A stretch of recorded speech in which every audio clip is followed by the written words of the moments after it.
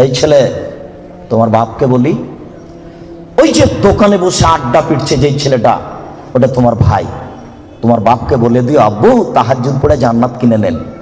অসম্ভব, তোমার বাপ তাহাজ্জুদ পড়ে জান্নাত পাবে না। ভুল সিদ্ধান্ত, তোমার বাপ তাহাজ্জুদ পড়ে জান্নাত পাবে না। তোমার ভাই দোকানে বসে আড্ডা পিটে, আর তোমার বাপ তাহাজ্জুদ পড়ে। ধর্মকে পাগল পেয়েছ?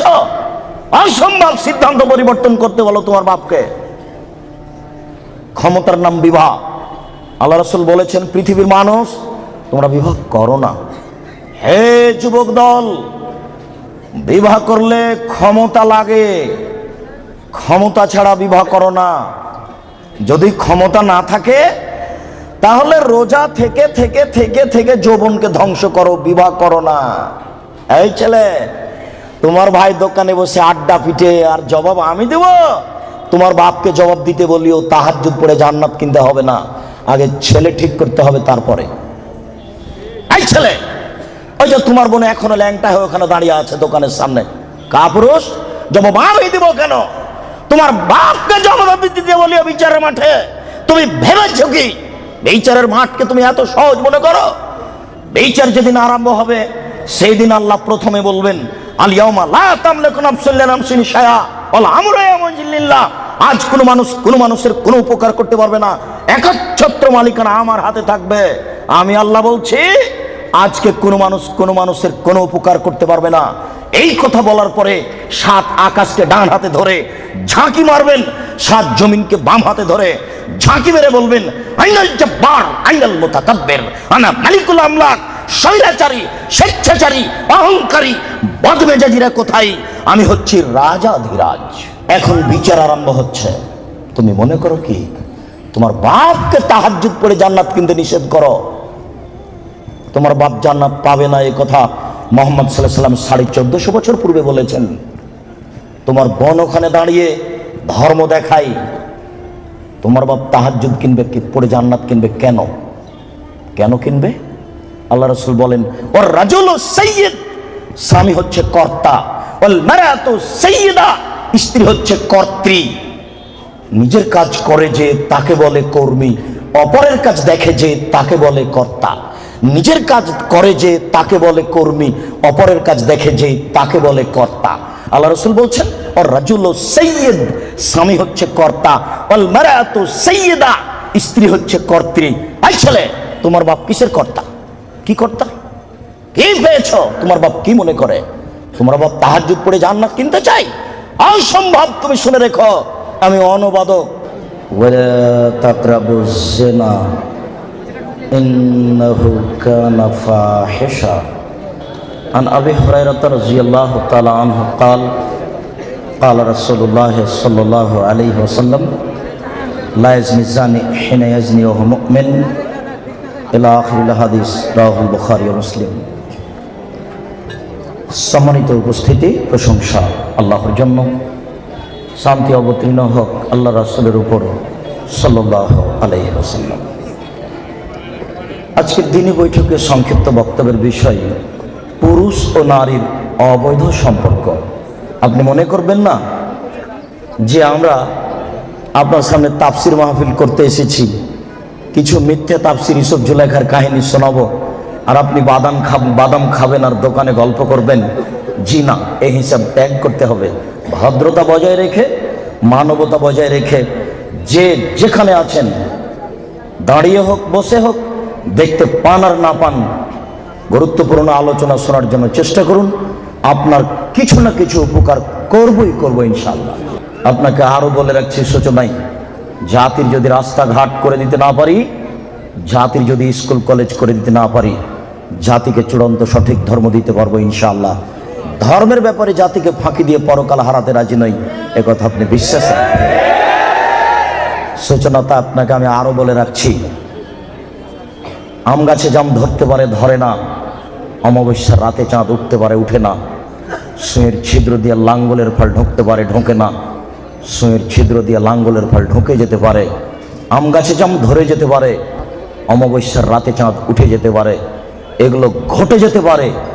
আমি যে কথা বলবো সেই কথাতে সন্দেহ আছে বলে কিয়ামত পর্যন্ত চেষ্টা করলে সরিষা ঢোকানো যাবে না। যা বলছি তাই থাকবে ইনশাআল্লাহ। যেসব কারণে মানুষের জন্য সরাসরি জাহান্নাম ঘোষণা হয়েছে তার একটি কারণ হচ্ছে অবৈধ সম্পর্ক। যেসব পাপের কারণে স্থায়ী জাহান্নাম ঘোষণা হয়েছে তার একটি পাপ হচ্ছে অবৈধ সম্পর্ক। যেসব পাপের দুনিয়াবী শাস্তি উল্লেখ রয়েছে তার একটি পাপ হচ্ছে অবৈধ সম্পর্ক। মুহাম্মদ সাল্লাল্লাহু আলাইহি সাল্লাম বলেন, কেউ যদি মদ খায় তাহলে তাকে 40 লাঠি পিটাতে হবে, পরকালে তার জাহান্নাম হতে পারে, জান্নাতও হতে পারে। তিনি বলেন, কেউ যদি কারো প্রতি অপবাদ লাগায় তাহলে তাকে 80 লাঠি পিটাতে হবে, পরকালে তার জাহান্নাম হতে পারে, জান্নাতও হতে পারে। তিনি বলেন, মানুষ যদি চুরি করে তাহলে তার হাত কেটে নেওয়া হবে, পরকালে তার জাহান্নাম হতে পারে, জান্নাতও হতে পারে। তিনি বলেন, মানুষ যদি অবিবাহিত অবস্থায় জেনায় লিপ্ত হয় তাহলে তাকে 100 লাঠি পিটিয়ে এলাকা থেকে 1 বছরের জন্য তাড়িয়ে দিতে হবে। তিনি বলেন, পুরুষ নারী যদি বিবাহের পরে অবৈধ সম্পর্কে লিপ্ত হয় তাহলে তাকে ইট ঢিল পাথর দিয়ে মেরে ফেলতে হবে, তার দুনিয়াতে বেঁচে থাকার কোনো সুযোগ নেই। সম্মানিত উপস্থিতি, আমরা এই বিষয়ে এক গুরুত্বপূর্ণ সংক্ষিপ্ত তথ্যবহুল বিবরণের চেষ্টা করব ইনশাআল্লাহুল আজিজ। আপনাদেরকে সূচনাতে আরো আমরা দু একটি কথা বলে রাখতে পারি, আপনাদের মনে রাখা ভালো হবে।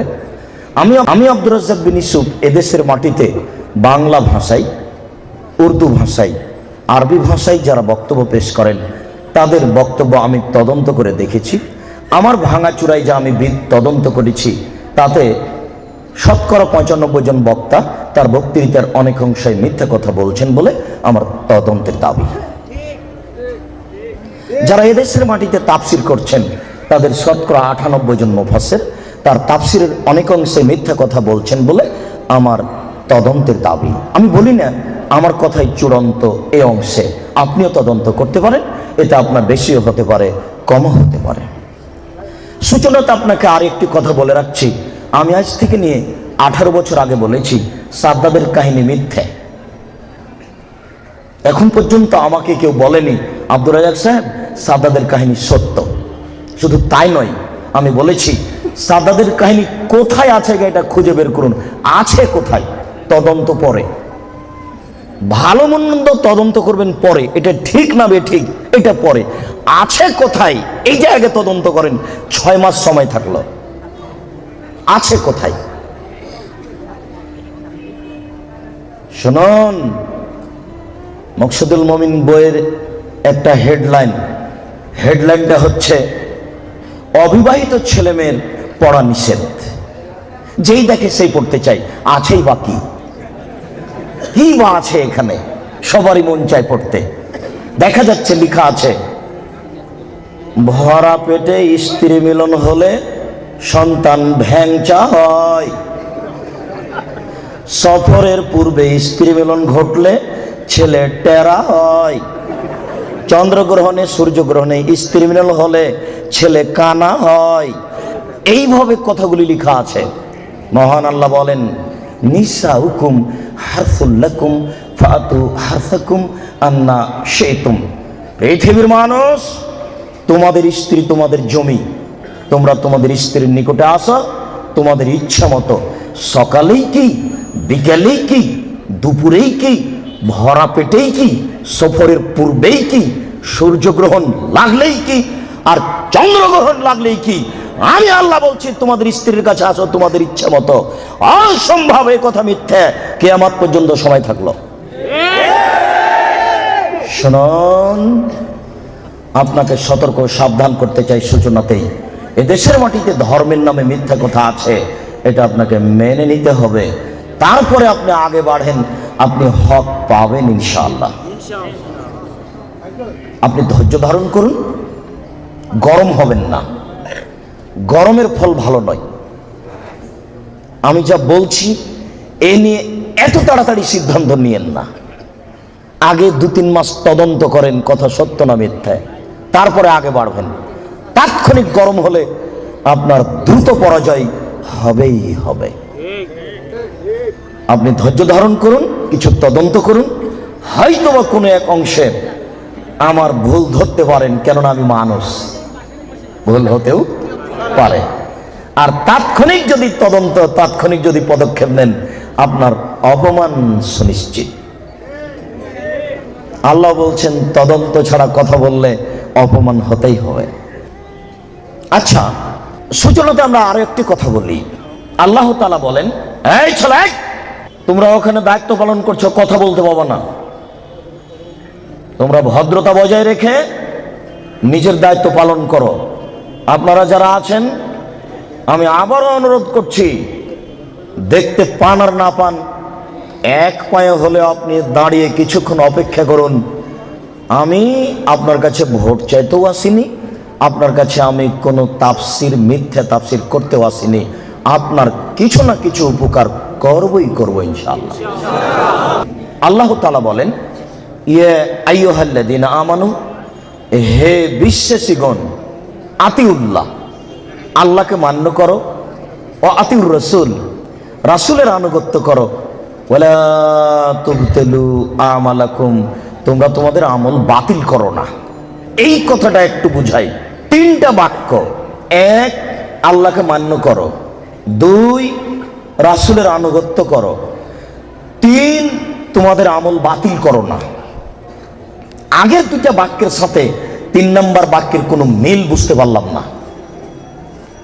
ঠিক কথাটা যদি এরকম হতো তাহলে তো খুব ভালো লাগতো। আল্লাহকে মান্য করো, রাসূলের আনুগত্য করো, তাহলে জান্নাত পাবা। ভালো লাগছে না? বেশ তো ভালো লাগছে। কিন্তু আল্লাহ তো এইভাবে বললেন না। আবার দেখেন তো আল্লাহ কিভাবে বলছেন, আল্লাহকে মান্য করো, রাসূলের আনুগত্য করো, তোমাদের আমল বাতিল করো না। তিন নম্বর বাক্যের সাথে আগের দুইটি বাক্যের কোনো মিল বুঝতে পারলাম না। এই ছেলে, সম্মানিত মুরব্বী, আবার দেখুন তো এইদিকে, আল্লাহকে মান্য করো, রাসূলের আনুগত্য করো, তোমাদের আমল বাতিল করো না। আগের দুই বাক্যের সাথে শেষের বাক্যের কোনো মিল বোঝা গেল না। ঠিক মিল হতো এইভাবে, আল্লাহকে মান্য করো, রাসূলের আনুগত্য করো, তাহলে জান্নাত পাবা। ভালো মিল হচ্ছে না? কিন্তু এইভাবে আল্লাহ বলেননি। শুনুন, আল্লাহকে মান্য করো, রাসূলের আনুগত্য করো, এই দুইটাতে 19-20 হলে আমল বাতিল হবেই হবে। কাউকে বলা লাগবে না, বড় হুজুরের তদন্তের কোনো প্রয়োজন নেই। আপনি নিজেই যথেষ্ট। আপনার ইবাদত রাসূলের সঠিক হাদিসের সাথে মিল না খেলে আপনার আমল বাতিল হবেই হবে। শিরক মানুষের ধারণায় নেকির কাজ, বিদআত মানুষের ধারণায় নেকির কাজ। যখনই গাড়িটা কুমিল্লা থেকে ছুটেছে ঢাকা আসবে, তখনই বারবার ড্রাইভার বলছে কন্ট্রাক্টরকে, এই শোনো, ওই যে মাজার, ওখানে 10টা টাকা দাও, মাজারে 10টা টাকা দাও। ড্রাইভারের মাথায় কাজ করছে যে মাজারে 10টা টাকা দিলে আমার গাড়ি অ্যাক্সিডেন্ট হবে না। তাহলে এইটা তার ধারণায় ভালো কাজ, তাই নয় কি? তার একটা ধারণা যে মাজারে যে ব্যক্তি শুয়ে আছে, ওই ব্যক্তি আমার গাড়িতে অ্যাক্সিডেন্ট হতে দেবে না। খুব বড় মানুষ।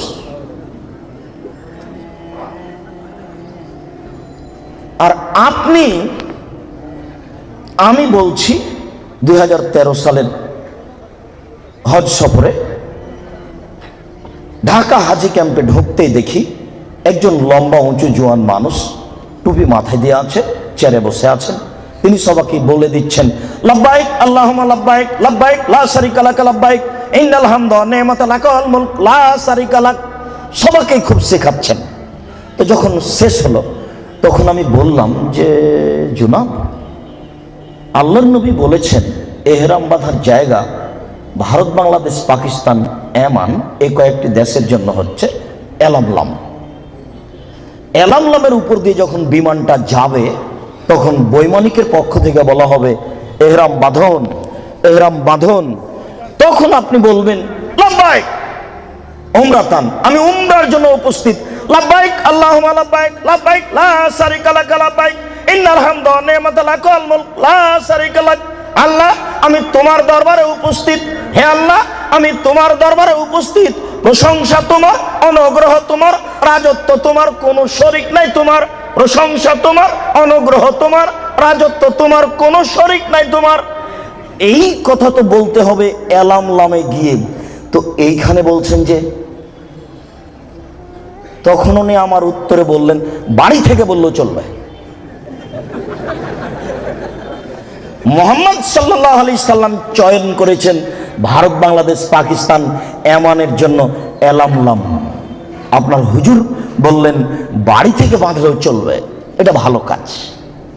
শুনুন, যদি কথা রাসূলের সাথে মিল না খাই আমল বাতিল হবেই হবে,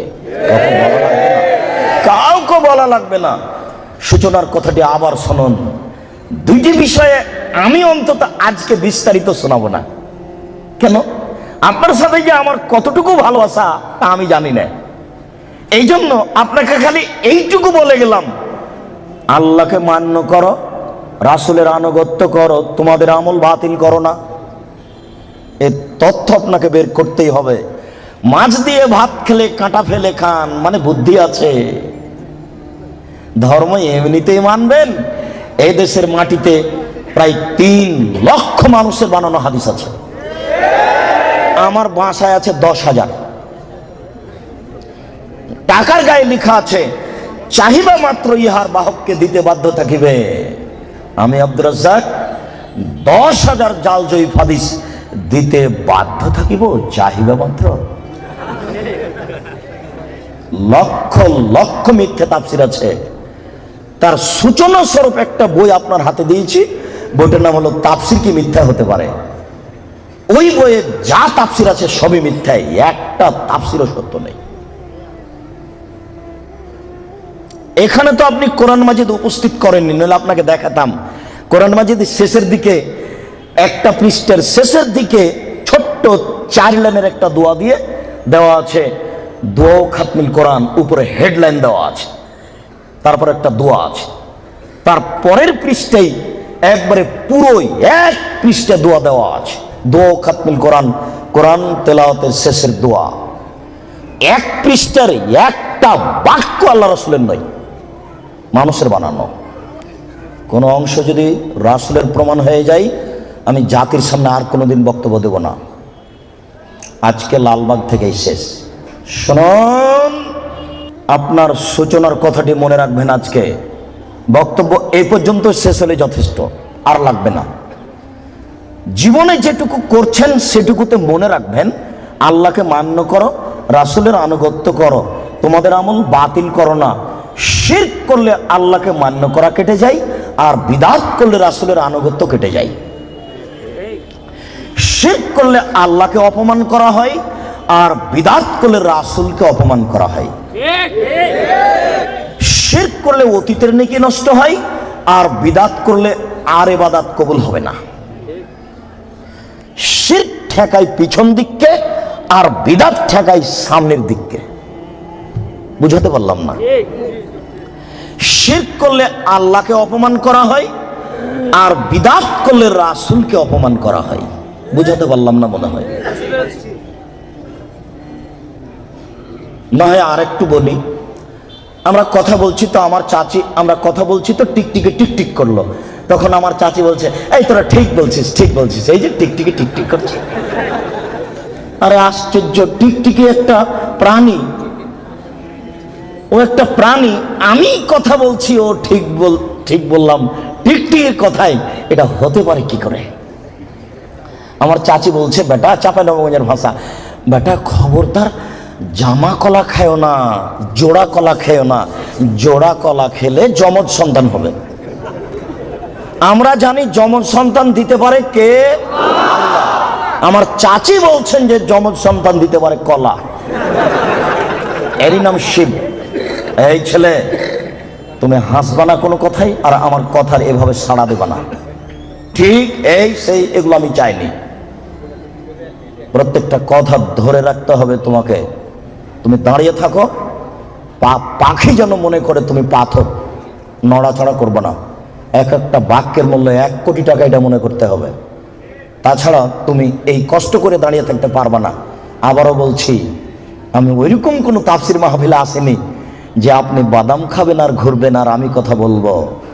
মুহাম্মদ সাল্লাল্লাহু আলাইহি সাল্লাম বলেছেন 3 শ্রেণীর মানুষ জান্নাতে যাবে না, তার মধ্যে তোমার বাপ আছে। 3 শ্রেণীর মানুষ জান্নাতে যাবে না, আমি অনুবাদক। 3 শ্রেণীর মানুষ জান্নাতে যাবে না। 1, মদমিনুল খামর, যারা নিয়মিত বিড়ি, তামাক, জর্দা, সিগারেট, গুল, নেশাদার দ্রব্য খায়, পান করে, তারা জান্নাতে যাবে না। 2, আর রাজালাতু মিনান নিসায়ে, পুরুষের বেশধারী নারী, যারা পুরুষের জুতা স্যান্ডেল পরে, যারা পুরুষের শার্ট প্যান্ট পরে, যারা পুরুষের পোশাক পরে, যারা মাথার চুল ছোট করে, সামনের চুল ছোট করে, তারা জান্নাতে যাবে না। 1450 বছর পূর্বে আল্লাহর নবী কথা বলেছেন, আমি অনুবাদক।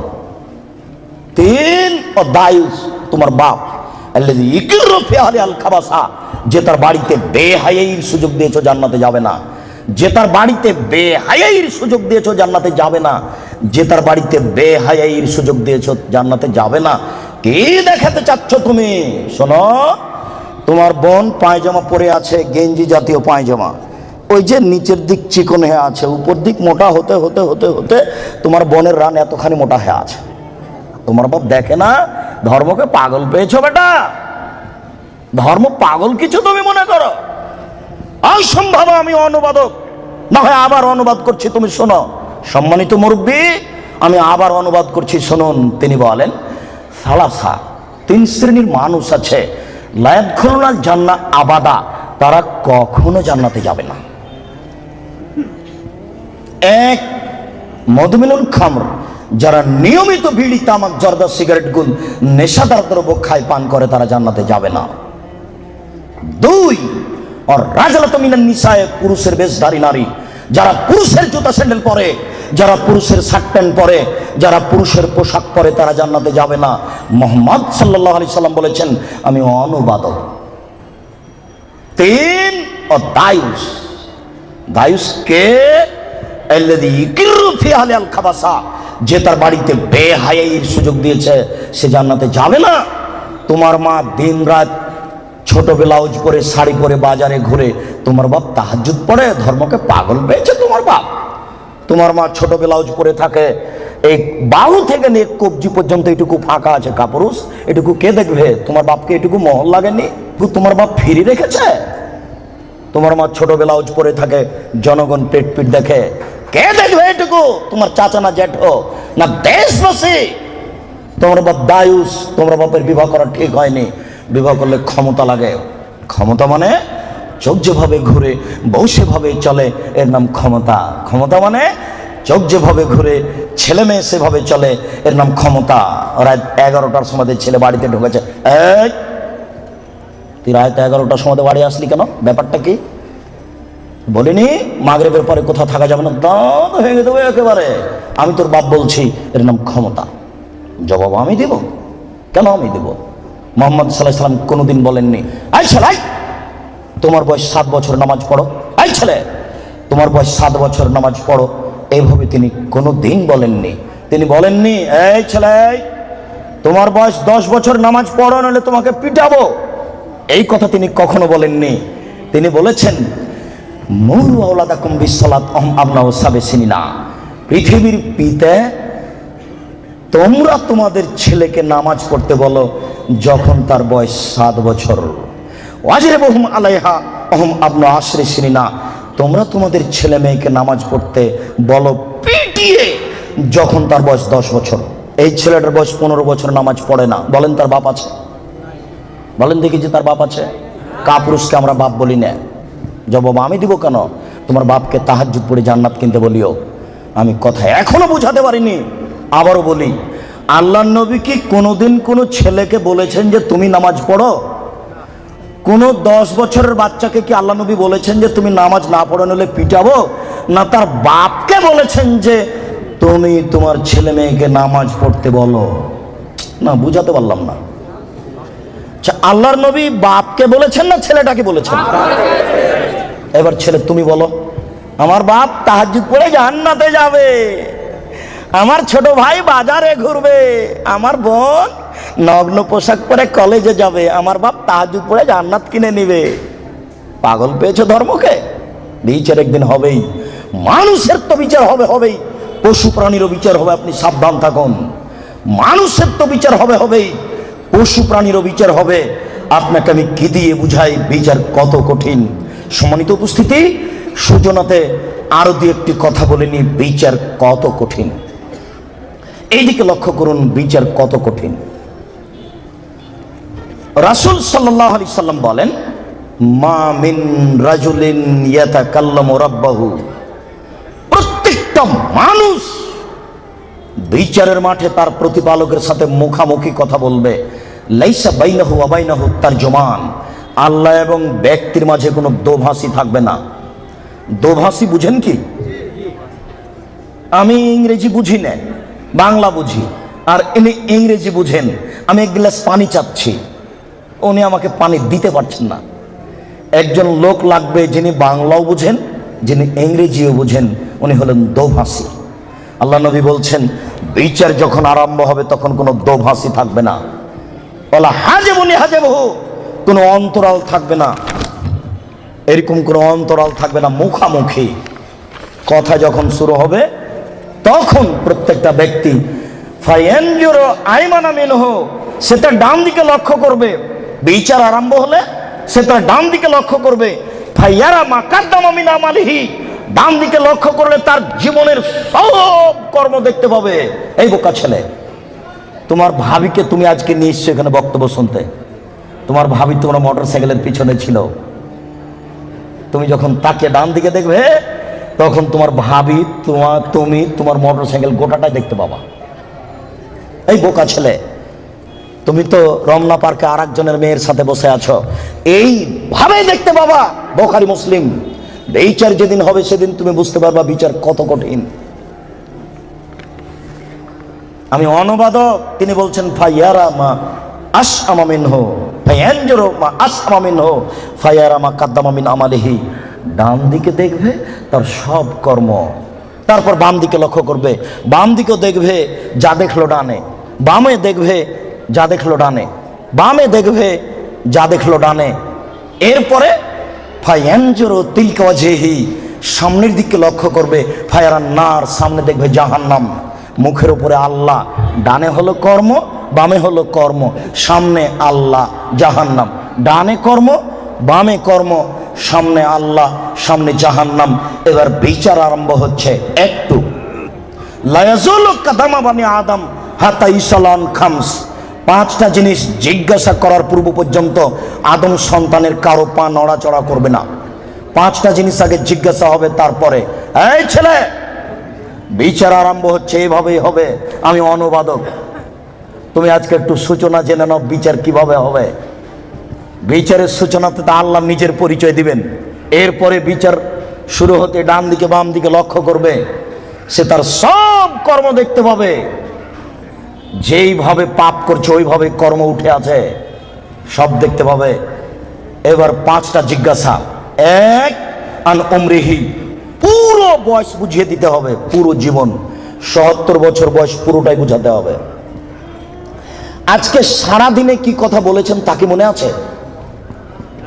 সারা জীবন বুঝাবেন কিভাবে? প্রস্তুত থাকুন, আপনার কিছু না কিছু উপকার করবই করবো ইনশাআল্লাহ। দুই, অনস্বাভাবিক, আপনার যৌবন জীবন বুঝাতে হবে। আব্দুর রাজ্জাক সাহেব, পুরো বয়সের মধ্যেই তো রয়েছে যৌবন জীবন, এটা পৃথক করছেন কেন? আমি করিনি, মুহাম্মদ সাল্লাল্লাহু আলাইহি ওয়াসাল্লাম করেছেন, তাই আমি বলছি। আব্দুর রাজ্জাক সাহেব, যৌবন জীবন তো পুরো বয়সের মধ্যেই আছে, আবার এটা পৃথক করলেন কেন? দুই, যৌবন জীবন বুঝাতে হবে। আব্দুর রাজ্জাক সাহেব, যৌবন জীবন তো পুরো বয়সের মধ্যেই আছে, এটাকে পৃথক করছেন কেন? আমি করিনি, কে করেছেন? মুহাম্মদ সাল্লাল্লাহু আলাইহি সাল্লাম করেছেন। এই ছেলে, যৌবন জীবন যে কত বিষাক্ত তোমাকে আমি কি দিয়ে বুঝাই। ছেলে যখন 4 বছরের, মা তখন চুমা খায়, আদর করে, আব্বু আব্বু। আবার ছেলে যখন 12, 14, 15 বছরের, তখন বাড়িতে আসতেই মায়ে বলে, আব্বু তোমার জন্য ভাত শোকেজে সাজিয়ে রেখেছি। তখন ছেলে বলে খাবো না। না আব্বু খাও খাও। না আমি খাবো না, এই তরকারিতে ভাত খাবো। আব্বু খাও খাও খাও। এবার ছেলে যখন বয়স 20-24 হয়েছে, তখন মায়ে বলছে কি করে খাবি, কি করে খাবি, বসে আছিস তো দাঁত ভেঙে দিবি। আরে ব্যাপারটা কি? 4 বছর মা কি করছিলেন? চুমা খায়। 15 বছর 20 বছর মা এরকম বলছে। এবার 20-24 যখন হয়ে গেছে, তখন মার কেন জানি সহ্য করে না। মাও বলছে ছেলেকে ইনকাম করা লাগবে। মাই যদি বলে যে তোর দাঁত ভেঙে দেবো, তাহলে বউ কি বলবে? তখন ছেলেটা বুঝেছে ও ইনকাম করাই লাগবে, গার্মেন্টসে হলেও, জেনার কারখানা। ওহো, টাকা ইনকাম করাই লাগবে যে কোনো মূল্যে, সে যেখানে হোক না কেন। ছেলে এবার ভেবেছে টাকা ইনকাম করাই লাগবে। এর নাম যৌবন জীবন। আর যৌবন জীবন মানে জেনা। যৌবন জীবন মানে জেনা, যেটা আজকে বলবো। এখানে যত মোবাইল আছে, শতকরা 1999টা মোবাইলে জেনার গল্প হয়, এটা আমার অনুমান। প্রায় মোবাইলে জেনার গল্প হয়।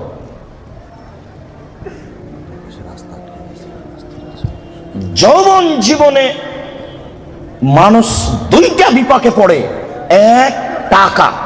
সে দেখতে চায় না টাকা বৈধ না অবৈধ। 2, দেখতে চায় না সে মান সম্মান, জাহান্নাম কি জান্নাত, বাপ মায়ের মান সম্মান যাবে কি যাবে না। সে বেখেয়াল বোকা সেজে সে জেনায় লিপ্ত। এই 2টা জীবন খুব কঠিন। রাস্তা নাকি বন্ধ হয়ে যাচ্ছে। ছেলেরা তোমরা দেখো, রাত গভীর হয়েছে, রাস্তা বন্ধ হতেও পারে, তবে তোমরা সহযোগিতা করো মানুষের যেন অসুবিধা না হয়। সম্মানিত উপস্থিতি, আমরা বলছিলাম এ হচ্ছে বিচের যৌবন জীবন। 3, টাকা বুঝাতে হবে। আইনা ইকতাসাবাহু ফিমান ফাকাহু, টাকা কোথায় ইনকাম হয়েছে সেটাও বুঝাতে হবে, টাকা কোথায় ব্যয় হয়েছে সেটাও বুঝাতে হবে। 5, অনিলমিহি, হুজুরকে বিদ্যা বুঝাতে হবে। হুজুর বুঝতে পারেননি। হুজুরকে আমি বললাম হুজুর আমার দোকানটা উদ্বোধন করে দেন, তো 5টা ছেলে নিয়ে আসলেন হুজুর। হুজুর বলছেন যে 1 ঘন্টা পরে যে কোরআন মাজিদ পড়া হয়ে গেছে, 1 খতম। আপনার বাপের নামে আমি কোরআন বক্সে দিলাম। আমার বাপের নামে হুজুর কোরআন বক্সে দিলেন। এবার 1 ঘন্টা পরে ছেলেরা যাচ্ছে ঘরের দিকে। এই তুই কতটুকু পড়েছিস রে? আমি 1 পৃষ্ঠা পড়েছি। এই তুই? আমি পড়িনি, খালি আমি এরকম করছি। জি হুজুর বুঝতে পারেননি বিদ্যা কতটুকু বিপদ। শুনুন, বুখারী মুসলিমের হাদিস, 3 শ্রেণীর মানুষ দিয়ে জাহান্নাম উদ্বোধন হবে। আপনি দোকান উদ্বোধন করছেন হুজুর দিয়ে? আল্লাহর নবী বলেছেন 3 শ্রেণীর মানুষ দিয়ে জাহান্নাম উদ্বোধন হবে। 1, শহীদ। 2, দানশীল। 3, হুজুর। বুখারী মুসলিম বাংলা মেশকাত বিদ্যা অধ্যায় প্রথম অনুচ্ছেদে আছে 2-4টা হাদিসের পরে। আপনি এখনই গিয়ে বাড়িতে দেখবেন। কয় শ্রেণীর মানুষ দিয়ে জাহান্নাম উদ্বোধন হবে? 3 শ্রেণীর। 1, শহীদ। তুমি যতই বলো না কেন, বিচার একদিন হবে বোকা ছেলে, বাড়িতে ঢুকে যাও, পরিস্থিতি অতীব জটিল। 2, দানশীল। 3, হুজুর। হুজুর বুঝতে পারেননি আমি কত বড় বিপদে। এই ছেলে, তোমার মনে আছে কি আল্লাহ রাসূল চলে যাচ্ছেন, জিবরাইল ডান হাত ধরে আছেন, মিকাইল বাম হাত ধরে আছেন। তখন দেখলেন একটা লোক চিঠে শুয়ে আছে, আর একটা লোক পাথর দিয়ে তার মাথাকে ভেঙে চৌচির করে দিচ্ছে। পাথর যখন মাথার উপরে মারছে, মাথা ফেটে চৌচির, পাথর ছিটকে দূরে চলে যাচ্ছে। আবার পাথর নিয়ে এসে আবার মারে। বলো তো ইনি কে? হুজুর। যার মাথা পাথর দিয়ে ফাটিয়ে দেওয়া হচ্ছে ইনি হুজুর। বুখারী মুসলিমের হাদিস। ওই যে আল্লাহ রাসূল বললেন হুজুরকে জাহান্নামে দেওয়া হবে, দেওয়ার সাথে সাথে ভুঁড়িটা বের হয়ে ঝুলবে। তখন হুজুর ভুঁড়ি নিয়ে ঘুরতে থাকবে। গরুর পায়ে ধান মারার সময় গরু যেমন ঘুরে। আপনারা তো শহরের মানুষ, এই কথা বুঝবেন কিনা? আচ্ছা, আপনারা জীবনে কোনোদিন গরুর পায়ে ধান মারা দেখেছেন? তো গরু যেমন ঘুরে, হুজুর তেমন ঘুরবেন, ভুঁড়িটা ঝুলতে থাকবে জাহান্নামে। তখন জাহান্নামীরা এসে বলবে মালাক, হুজুর ব্যাপারটা কি? আপনি কেন এখানে? আনতা তা'মুরুল বিল মারুফ ওয়া তানহা আনিল মুনকার। আপনি তো আমাদেরকে ভালো কথা বলছিলেন, মন্দ থেকে নিষেধ করছিলেন। হুজুর তখন বলবে, কি করি, আমি ভালো বলেছি, ভালো করিনি যে। বুখারী মুসলিম। আল্লাহ নবী বলছেন যে আমাকে ওপরে নিয়ে যাচ্ছেন জিবরাইল, দেখলাম অনেক মানুষ তাদের ঠোঁট এবং জিহ্বাকে আগুনের কেঁচি দিয়ে কেটে দেওয়া হচ্ছে। আচ্ছা, কেঁচি বুঝেন কি আপনারা? কেঁচি, কাঁচি, এটা আগুনের জিহ্বা এবং ঠোঁটকে কেটে দেওয়া হচ্ছে বহু মানুষ। আমি বললাম, জিবরাইল, মান হাওলা, ব্যাপারটা কি, এরা কারা, কাদের ঠোঁট এবং জিহ্বা কেটে দেওয়া হচ্ছে? জিবরাইল উত্তরে বলেন, হাউলাই খুতবা মিন উম্মতিক, এরা হচ্ছে আপনার উম্মতের বক্তা, যারা বক্তৃতা করে বেড়াতো, আমি অনুবাদক। হুজুর যে কত বড় বিপদে তা হুজুর জানেন না, উনি ভাবতেও চান না আমি কত বড় বিপদে। হুজুর, ধর্মকে এভাবে প্রচার করিয়েন না, বিচার একদিন হবেই। এই ছেলে, তোমার বাপকে নিয়ে কথা এসেছে, তোমার বাপের বিবাহ করা ঠিক হয়নি, বিবাহ করলে ক্ষমতা লাগে। শোনো, আমার কথাকে তুমি মূল্যায়ন করার চেষ্টা করো। আমি তোমাকে পরামর্শ দিয়েছি, তোমার বাপের জমিদারি আছে, বড় ব্যবসা করো, টাকা কম আছে কলা বিক্রি করে খাও, তার চেয়ে টাকা কম আছে চকলেট বিক্রি করে খাও। যদি চকলেট বিক্রি করে খাওয়ার টাকা না থাকে, তাহলে মানুষের বাড়িতে কাজ করে খাও। যদি মানুষের বাড়িতে দোকানপাটে কাজ করে খেতে না পারো, তাহলে ভিক্ষা করে খাও। ভিক্ষা করা টাকা দিয়ে চাউল কিনে ভাত খেয়ে ইবাদত কবুল হবে। শোনো, আমি ভিক্ষা করতে বলিনি, এটা শেষ স্তর। ভিক্ষা করা টাকা দিয়ে চাউল কিনে ভাত খেয়ে ইবাদত কবুল হবে। শোনো, ভিক্ষা করা টাকা দিয়ে চাউল কিনে ভাত খেয়ে ইবাদত কবুল হবে, যৌতুকের টাকা দিয়ে চাউল কিনে ভাত খেয়ে ইবাদত কবুল হবে না। নাপিতকে ঘর ভাড়া দিয়েছ, ওই টাকা দিয়ে চাউল কিনে ভাত খেয়ে ইবাদত হবে না, নাপিত দাড়ি চাঁচে।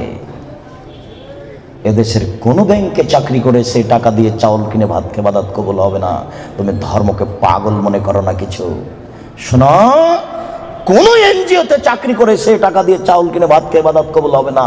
1450 বছর পূর্বে তিনি বলেছেন, একটা লোক বিপদে পড়েছে, মাঠে আছে, বাইরে আছে, বিপদে পড়ে হাত তুলে আল্লাহর দরবারে প্রার্থনা করছে। মাতামু হারামুন, তার খাদ্য আছে হারাম, মালবাসু হারামুন, তার পোশাক আছে হারাম, মাসরাবু হারামুন, তার পানি আছে হারাম, গজিয়া বিল হারামে, তার জীবিকা নির্বাহ হারাম। আনা ইস্তাজাল্লাহু, তার দোয়া কি করে কবুল হতে পারে? তার ইবাদত কবুল হবে না, তুমি মনে রেখো। শুনুন, তোমার বাপকে বলছি, শোনো, তোমার বাপ তোমাকে আর তোমার বোনকে, ছেলে মেয়েকে লালন পালন করবে বাপের জমিদারি দিয়ে। যদি সম্ভব না হয়, তোমার বাপ ছেলে মেয়েকে লালন পালন করবে কলা বিক্রি করে। যদি সম্ভব না হয়, তোমার বাপ ছেলে মেয়েকে লালন পালন করবে চকলেট বিক্রি করে। যদি সম্ভব না হয়, তাহলে তোমার বাপ ছেলে মেয়েকে লালন পালন করবে দোকানে কাজ করে, মানুষের বাড়িতে কাজ করে। যদি সম্ভব না হয়, তোমার বাপ ছেলে মেয়েকে লালন পালন করবে ভিক্ষা করে। তোমার বোন গার্মেন্টসে আসলো কেন বলো তুমি? তোমার বাপ ধর্ম দেখাচ্ছে? আমি মনে হয় কথা বুঝাতে পারলাম না। তোমার বাপ তোমাকে আর তোমার বোনকে কিভাবে লালন পালন করবে? শেষ পর্যন্ত ভিক্ষা করে। তারপরে তোমার বোন গার্মেন্টসে আসতে পারে না। আমি বুঝাতে পারলাম না। তোমার বাপ শেষ পর্যন্ত তোমাকে আর তোমার বোনকে কি করে খাওয়াবে? ভিক্ষা করে। ভিক্ষা করা অপছন্দ, তবে জায়েজ। আমি কখনো ভিক্ষা করতে বলিনি, তবে ভিক্ষা করা যায়, যেটা হলো উপার্জনের শেষ পথ। আমি মনে হয় পথ বুঝাতে পারলাম না। শোনো, তোমার বাপকে আল্লাহ রাসূল 5টা দিয়েছেন নীতি। 5টা ক্ষমতা থাকলে বিবাহ করো, তাছাড়া করো না। 5টা ক্ষমতা থাকলে বিবাহ করো, তাছাড়া করো না। 1, যে মানের খাচ্ছ সে মানের খাওয়াবা। 2, যে মানের পড়ছো সে মানের পড়াবা। 3, কখনো স্ত্রীকে কটু কথা বলবা না। স্ত্রী রান্না করে দেয়, ঘর বাড়ি ঠিকঠাক করে দেয়, স্ত্রীর সাথে মিলে শান্তি পাওয়া যায়, তার মুখের উপরে মারো কি করে কাপুরুষ? তাকে গালি দাও কি করে? ও তোমার সব, তোমার শান্তির মাধ্যম। তুমি তার সাথে মেজাজ করা করে কথা বলো কি করে? আল্লাহ রাসূল বলছেন, খাইরুকুম খাইরুকুম লিআহলি ওয়া আনা খাইরুল লিআহলি। পৃথিবীতে তোমাদের মধ্যে সবচেয়ে ভালো পুরুষ হচ্ছে ওই যে তার স্ত্রীর কাছে ভালো। আমি মুহাম্মদ সাল্লাল্লাহু আলাইহি সাল্লাম, আমার স্ত্রীর কাছে আমি ভালো। বহুত কামিনা পুরুষ হচ্ছে ওই যে স্ত্রীর কাছে খারাপ, আপনি স্ত্রীকে গালি দেবেন কেন? আপনি স্ত্রীকে কটু কথা বলবেন কেন? কেন আপনি স্ত্রীকে কটু কথা বলবেন? কখনো না। ওর বুদ্ধি কম। ঝগড়া তর্ক লেগে গেলে যখন খুব জোরে স্ত্রী আপনার কথা বলছে, তখন একটু থেমে যান, আপনি একটু চুপ হন। কেন? ওর বুদ্ধি কম। আপনি যদি মনে করেন আমি তার চেয়ে বেশি কথা বলবো, তাহলে আপনার বুদ্ধি কম। বলছেন কার বুদ্ধি কম? মহিলার। আপনি যদি তর্কে বেশি কথা বলতে চান, তাহলে এখন বুদ্ধি কার কম? আপনার কম। কেন আপনি তর্ক লাগলেন তার সাথে? খুব জোরে বলছে, আপনি চুপ হন, কটু কথা বলতে পারবেন না। অন্তত 3টে কথা মনে রাখবেন। 1, কখনো বলবেন না যে তোমার ঠোঁট মোটা। একবার বললে 10 বছর আপনাকে ভালোবাসবে না। 2, কখনো বলবেন না স্ত্রীকে তোমার রং কালো। খালি বলবেন তুমি এত সুন্দরী, তুমি এত সুন্দরী, তোমার মতো কোনো নারী দেখি না। সারা রাত পাটি বেঁধে কখনো আপনি বদনাম করবেন না। 3, ভুলেও কখন শ্বশুর শাশুড়ির নিন্দা করবেন না। হ্যাঁ, তোর বাপ অমানুষ, টাকা দিতে চায় দেয়নি, এইরকম কোনো কথা বলবেন না। একবার শ্বশুর শাশুড়ি নিন্দা করলে আপনার স্ত্রী মরা পর্যন্ত কোনোদিন আপনাকে ভালোবাসবে না। 4, কখনো মুখে মারবেন না। 5, ওলা তাতর খাইল্লা ফিল বাইতে, আপনার স্ত্রীকে নিজের বাড়ি ছাড়া কোথাও থাকতে দিবেন না, কোথাও যেতে দিবেন না। আপনার স্ত্রী খালার বাড়ি যেতে পাবে না, নানির বাড়ি যেতে পাবে না, ভাবির বাড়ি যেতে পাবে না, মায়ের বাড়ি যেতে পাবে না। যাই যদি জরুরি কারণে, তাহলে আপনাকে সাথে যেতে হবে। 3 দিনের বেশি আপনার স্ত্রী আপনার শ্বশুর বাড়ি থাকতে পাবে না। 3 দিনের বেশি যদি আপনার স্ত্রী থাকে, তাহলে খাওয়া খরচ দিতে হবে। তোমার স্ত্রী চাচির বাড়ি যেতে পারে না, তোমার স্ত্রী দোকানপাট আসতে পারে কি করে, বাজার করতে পারে কি করে? কাপুরুষ, ধর্মকে পাগল পেয়েছ? বোকা মহিলা, তোমার স্বামী কি মারা গেছে? তোমার বড় ছেলে কি মারা গেছে? তোমার বড় ভাই কি মারা গেছে? বেশরমা মহিলা, তুমি জাতিকে পাপী করে, তোমার অঙ্গ প্রত্যঙ্গ জাতিকে দেখিয়ে জাতিকে জাহান্নামের দিকে ঠেলে দিয়ে তুমি নিজেকে শিক্ষিত মনে করো না। ভুল হিসাব। তোমার বিদ্যাকে কবর দিতে এসেছি, তুমি মনে রেখো। তোমার মুখ দেখলে পাপ হয়, তোমার হাত দেখলে পাপ হয়, তোমার পা দেখলে পাপ হয়, তোমার শরীর দেখলে পাপ হয়, তোমার চুল দেখলে পাপ হয়, তোমার গোটা দেহটাই হচ্ছে অন্যের জন্য পাপের বস্তু। শুনুন, এই ছেলে, তোমার বাপ তোমার বোনকে দিয়ে জাতিকে পাপী করে তোমার বাপ যেন তাহাজ্জুদ পড়ে জান্নাত কিনতে না চাই, বলে গেলাম তোমাকে। আর তোমার বোনকে বলে গেলাম, তোমার বোনের সাথে আমার অনেক কথা আছে, তোমার সাথেও কথা আছে। তুমি এক পায়ে হলে দাঁড়িয়ে থাকো, একটা বাক্যকে তুমি মনে করবে 1 কোটি টাকা মূল্য, তাহলে তুমি আজকে কথা মূল্যায়ন করতে পারবে। আবারও বলে যাচ্ছি, তোমার বোন জাতিকে পাপী করে নিজেকে যেন শিক্ষিতা মনে না করে। এই ছেলে, তোমার বোন জাতিকে পাপী করে যেন নিজেকে শিক্ষিতা মনে না করে। ও শিক্ষিতা নয়, ও বন্য, ও বর্বর, ও অসভ্য, ও অশিক্ষিতা। তোমার বোনকে যদি আমি বন্য অশিক্ষিতা প্রমাণ করতে না পারি, আমি জাতির সামনে বক্তব্য দেব না। তোমাকে বক্তব্যের সূচনাতে আর একটা কথা বলে যাচ্ছি, শোনো। আবু হুরায়রা রাদিয়াল্লাহু তাআলা আনহু বলেন, সিনফানে মিন উম্মতি ফিন্নার, আমার উম্মতের 2 শ্রেণীর মানুষ জাহান্নামে যাবে। লাম আরাহুমা, আমি তাদের দেখিনি। আবার শোনো সম্মানিত মুরব্বী, একটু দেখুন, আল্লাহ নবী বলছেন আমার 2 শ্রেণীর মানুষ জাহান্নামে যাবে, আমি তাদের দেখিনি।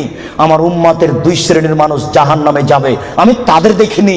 আমার উম্মতের 2 শ্রেণীর মানুষ জাহান্নামে যাবে, আমি তাদের দেখিনি। তার 1 শ্রেণীর মানুষ তুমি, আর 1 শ্রেণীর মানুষ তোমার বোন। তোমার বাপকে প্রথমে নাকচ করেছি, প্রথমে বলেছি 3 শ্রেণীর মানুষ জান্নাতে যাবে না, মনে আছে কি? 3 শ্রেণীর মানুষ জান্নাতে যাবে না, তার মধ্যে তোমার বাপ আছে। এবার তোমাকে নাকচ করছি, তারপরে তোমার বোনকে নাকচ করার পরে আলোচনা করব। শুনুন, রাসূল সাল্লাল্লাহু আলাইহি ওয়াসাল্লাম বলেন, আমার উম্মতের 1 শ্রেণীর মানুষ হবে মাহম সেয়াতুন, তাদের হাতে থাকবে লাঠি, কাজনাবিল বাকারে, গাভীর লেজের মতো। আমার উম্মতের 1 শ্রেণীর মানুষ হবে, তাদের হাতে থাকবে লাঠি, গাভীর লেজের মতো। গাভীর লেজের মতো মানে একদিক মোটা একদিক চিকন। গাভীর লেজের মতো মানে একদিক মোটা একদিক চিকন। আমার উম্মতের 1 শ্রেণীর মানুষ হবে, তাদের হাতে থাকবে লাঠি, গাভীর লেজের মতো। এজরে মুনাবিহা, তারা তা দিয়ে মানুষকে মারবে। এই ছেলে, তুমি ঢাকা বিশ্ববিদ্যালয়ে ভর্তি হয়েছো, তোমাকে দেখছি তুমি লাঠি নিয়ে ছুটে যাচ্ছ, তোমার আগে আগে কিছু লোক পালিয়ে চলে যাচ্ছে, তোমার হাতে লাঠি কাপুরুষ। তুমি এখানে কি বিদ্যা শিক্ষা অর্জন করতে এসেছো? তুমি চোর, তুমি ডাকাত, তুমি শয়তান, তোমার ভিতরে এই বিদ্যা রয়েছে। তোমাকে যদি আমি মূর্খ প্রমাণ করতে না পারি, আমি জাতির সামনে বক্তব্য দেবো না। তোমার হাতের কাল লাঠি, তুমি বলো তুমি এসেছো চাঁপাইনবাবগঞ্জ থেকে পড়াশোনার জন্য, তোমার হাতে কেন লাঠি? কি দেখাতে চেয়েছো তুমি? বলো কি তুমি, তোমার হাতে কেন লাঠি?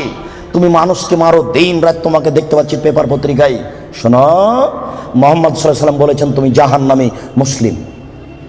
মুসলিম মানে আম গাছে জাম ধরতে পারে, ধরে না, অমাবস্যার রাতে চাঁদ উঠতে পারে, উঠে না, শুয়ের ছিদ্র দিয়ে লাঙ্গলের ফাল ঢুকতে পারে, ঢোকে না, শুয়ের ছিদ্র দিয়ে লাঙ্গলের ফাল ঢুকে যেতে পারে, আম গাছে জাম ধরে যেতে পারে, অমাবস্যার রাতে চাঁদ উঠে যেতে পারে, এগুলো ঘটে যেতে পারে। যেই কথা বলছি সেই কথাতে সন্দেহ আছে বলে কিয়ামত পর্যন্ত চেষ্টা করলে সরিষা ঢোকানো যাবে না। যা বলছি তাই থাকবে, তার নাম মুসলিম। তোমার হাতে কেন লাঠি? তুমি জাহান্নামী। এই কথা মুহাম্মদ সাল্লাল্লাহু আলাইহি ওয়াসাল্লাম 1450 বছর পূর্বে বলেছেন। তোমার কথা শেষ করলাম, এবার তোমার বোন দেখো, আমি অনুবাদক, দেখো তো, মনে হচ্ছে যে তোমাকে আর তোমার বোনকে আর তোমার মাকে দেখে দেখে আল্লাহ নবী বলছেন, অথচ আল্লাহ নবী বলছেন যে ওরা জাহান্নামী, ওদের আমি দেখিনি, ওরা জাহান্নামী, ওদের আমি দেখিনি, ওরা জাহান্নামী, ওদের আমি দেখিনি। দুই, নিসাউন, মহিলা, কাশে এতন, কাপড় পরে থাকবে, আর এতন উলঙ্গ। দেখো তো তোমার বোনের সাথে মিল খাই কিনা। আমি আবার অনুবাদ করি, নিসাউন, মহিলা, কাশে এতন, কাপড় পরে থাকে, আর এতন উলঙ্গ। কাপড় পরে উলঙ্গ হয়, এ কথা মুহাম্মদ সাল্লাল্লাহু আলাইহি ওয়াসাল্লাম বলছেন। তুমি এখন বুঝো সেটা কেমন। তুমি দেখতে পাও না, একটু আগে সূচনাতে বললাম, তোমার বোনের গেঞ্জি জাতীয় পায়জামাটা তুমি দেখো না, তোমার বাপ দেখে না। বাপ বেটা কি লজ্জা বেঁচে খেয়েছ? তোমার বোন কি লজ্জা বেঁচে খেয়েছে? শোনো, তাহাজ্জুদের নাম ঈমান নয়। শোনো, হজের নাম ঈমান নয়, লজ্জার নাম ঈমান। আল্লাহ রাসূল বলছেন, আল হায়া মিনাল ঈমান ওয়াল ঈমান ফিল জান্নাহ। লজ্জাই হচ্ছে ঈমান, ঈমানই হচ্ছে জান্নাত। লজ্জাই হচ্ছে ঈমান, ঈমানই হচ্ছে জান্নাত। লজ্জাই হচ্ছে ঈমান, ঈমানই হচ্ছে জান্নাত। লজ্জা নেই যার, ঈমান নেই তার। লজ্জা নেই যার, ঈমান নেই তার। ঈমান নেই যার, জান্নাত নেই তার। ঈমান নেই যার, জান্নাত নেই তার। ঈমান নেই যার, জান্নাত নেই তার। লজ্জা নেই যার, ঈমান নেই তার। আমি অনুবাদক। 1450 বছর পূর্বে মুহাম্মদ সাল্লাল্লাহু আলাইহি ওয়াসাল্লাম কথা বলেছেন। এই ছেলে, তুমি তো তাফসির মাহফিল দিন রাত শুনে শুনে, আর ওই কণ্ঠ শুনে কি যে বলছে হুজুর, খালি বলে চলে যাচ্ছে কণ্ঠ সুরে, কেউ কিছু বুঝতে পারি না। 3 ঘন্টা তাফসির করার পরে হুজুর বলছেন যে এই আয়াতের তাফসির করতে আরো 2 দিন লাগবে। তারপরে বাড়ি যাওয়ার সময় সবাই বলছে বাপের বেটা আছে, বলতে পারে। বললো কি? বললো জি, সেই তো কি যে বললো। আমি কিন্তু রাজশাহী চাঁপাইনবাবগঞ্জের মানুষ, আমার দন্তা স তালে বসা, তালে বসা, তালে বসা। কাজে আপনি খুব ভদ্রতা বজায় রেখে একটু 19-20 হলেও আপনি বুঝার চেষ্টা করবেন। তবে আমি প্রাণপণে চেষ্টা করছি আপনাকে বোঝানোর জন্য। আমি আপনার কিছু না কিছু উপকার করবই করবো ইনশাআল্লাহ। আপনি খালি একটু ধৈর্য ধারণ করুন। ইচ্ছা করলেই সময় বের করা যায় না। 5 মাস থেকে এই সময়টা ঠিক করা হয়েছে, তবু কত ঠেলা ঠেলি, এই দিনের উপরে যে কত আঘাত আসলো, তারপরও চলে এসেছিল। তার মানে এটা তাকদীর। একটু মূল্যায়ন করেন, কাজ তো আপনার অনেক আছে। এই ছেলে, ওই যে 5 তলা বাড়িতে ওই যে ওরা স্বামী স্ত্রী এখন পতিতালয়ের মেয়েকে নিয়ে বসে আছে টিভিতে, তো তুমি আর আমি ঠেকাতে পারছি কি? ঠেকানোর আছে। তুমিও যাও, যা বসে থাকো, কিছু করার নেই। এসেছ, একটু ধৈর্য ধারণ করো। গল্প করবো না, নড়াচড়া করবো না, দোকান বন্ধ করো। ইচ্ছা করলে সময় বের করা যায় না। একটু ধৈর্য ধারণ করো, জীবনে কিছু করার চেষ্টা করো। তুমি মানুষ, বিচারের মাঠে পশুর বিচার হবে না। আব্দুর রাজ্জাক সাহেব বলেছেন, মানুষের তো বিচার হবে হবে, পশু প্রাণীরও বিচার হবে। পশু প্রাণীর বিচার মানে ওখানেই শেষ। একটা সিংওয়ালা ছাগল যদি একটা অসিংওয়ালা ছাগলকে গুতা মেরে থাকে, তা আল্লাহ রাসূল বলছেন, আল্লাহ তাআলা অসিংওয়ালা ছাগলকে সিং দিয়ে বলবেন, এই সে ছাগল, তোমার সিং দিয়ে দিয়েছি, তুমি এখন গুতা মেরে না। তারপরে বিচার শেষ। তার জাহান্নাম জান্নাত নেই। মানুষের জাহান্নাম জান্নাত আছে। একটু ধৈর্য ধারণ করুন, বোকামির পরিচয় দিয়েন না। ইচ্ছা করলেই সময় বের করা যায় না, আপনি কথাকে মূল্যায়ন করুন। এই ছেলে, কথা শেষ করছি অংশে, তুমি শোনো। তুমি জাহান্নামী, এ কথা আল্লাহর নবী বলেছেন। তোমার হাতে লাঠি, গাভীর লেজের মতো তুমি মানুষকে মারো। তোমার বোন জাহান্নামী। তোমার বোনকে আল্লাহ নবী বলছেন নিসাউন, মহিলা, কাসিয়াতুন, কাপড় পরে থাকে, আর ইয়াতুন, উলঙ্গ, মমিল হাতুন, ওরা পুরুষকে নিজের দিকে আকৃষ্ট করে। ওই যে দেখো তোমার বোন এখনো ওই যে যাচ্ছে, ঠোঁটে লিপস্টিক দেওয়া আছে। ওকে বলো যে তোমার নাম কি? ও বলে নাকি যে আমার নাম অলকা, আমার বাপের নাম গৌতম গুপ্ত, বলে নাকি? ও কি হিন্দুর মেয়ে? তোমার বাপ কি জবাব দিবে? তোমার বাপকে তাহাজ্জুদ পড়ে জান্নাত কিনতে বলি ও কাপুরুষ, ভুল বুঝেছে তোমার বাপ আর তুমি, ভুল সিদ্ধান্ত। তোমার বাপ তাহাজ্জুদ পড়ে জান্নাত পাবে না। তোমাকে বারবার বলে যাচ্ছে, তুমি মনে রেখো। তোমার বোন এখনো ঠোঁটে লিপস্টিক দিয়ে বাজারে ঘুরছে। ঢাকা শহরে এভাবে ঘুরতে হবে কে বলেছে? তুমি ধর্মকে পাগল পেয়েছো।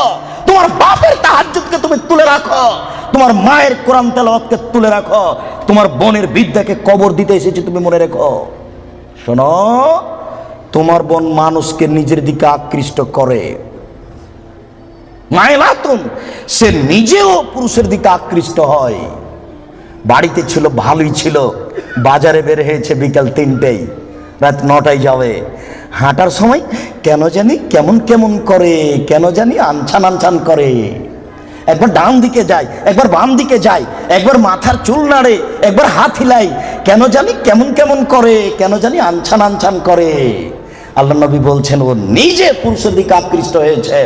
লায়াত খোলা জান্নাত, ও জান্নাতে যাবে না, ও জান্নাতে যাবে না, ও তো জান্নাতে যাবে না, যাবেই না। ওয়ালা ইয়াজিদনা রিহা, সে জান্নাতের গন্ধ পাবে না। হাই না রিহা তুজাদু মিন মাসরিতে কাদা ওয়া কাদা, এই জান্নাতের গন্ধ পাওয়া যায় 1 বছরের দূরত্ব পথ থেকে। এটা জান্নাত। এখানে একটা দ্রুতগামী ঘোড়া দৌড়াতে আরম্ভ করেছে।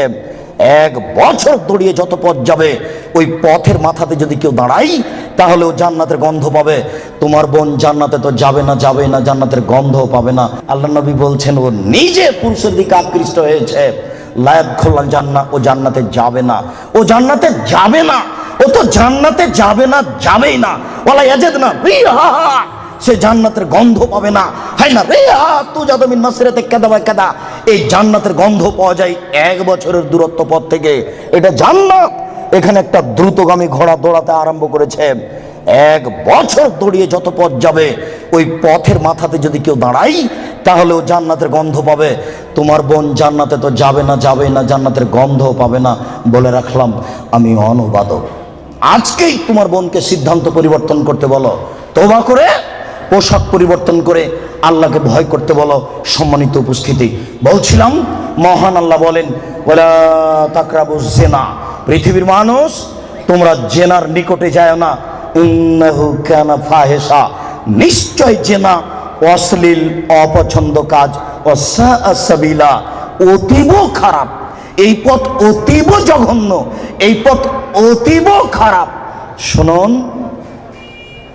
কোন পাপকে আল্লাহ এভাবে উল্লেখ করেননি। জেনাকে এইভাবে বলছেন কেন? একদা আবু যার গেফারি রাদিয়াল্লাহু তাআলা আনহু বলেন যে আল্লাহর নবী বললেন, যে ব্যক্তি লা ইলাহা ইল্লাল্লাহ বলবে সে জান্নাতে যাবে। তখন আবু যার গেফারি বলছেন, চুরি করলে জেনা করলেও যাবে? তখন আল্লাহ রাসূল বলছেন, চুরি করলে জেনা করলেও যাবে। আল্লাহ আবু যার গেফারি বলছেন, চুরি করলে জেনা করলেও যাবে? আল্লাহ রাসূল বলছেন, চুরি করলে জেনা করলেও যাবে। আবার আবু যার গেফারি বলছেন, চুরি করলে জেনা করলেও যাবে? আল্লাহ রাসূল বলছেন, চুরি করলে জেনা করলেও যাবে। আবু যার গেফারি, তোমার নাক ধুলোই ধূসরিত হোক, আমি যা বলছি সেটাই চূড়ান্ত। শুনুন, জেনা সিরিয়ালে 5 নম্বর পাপ।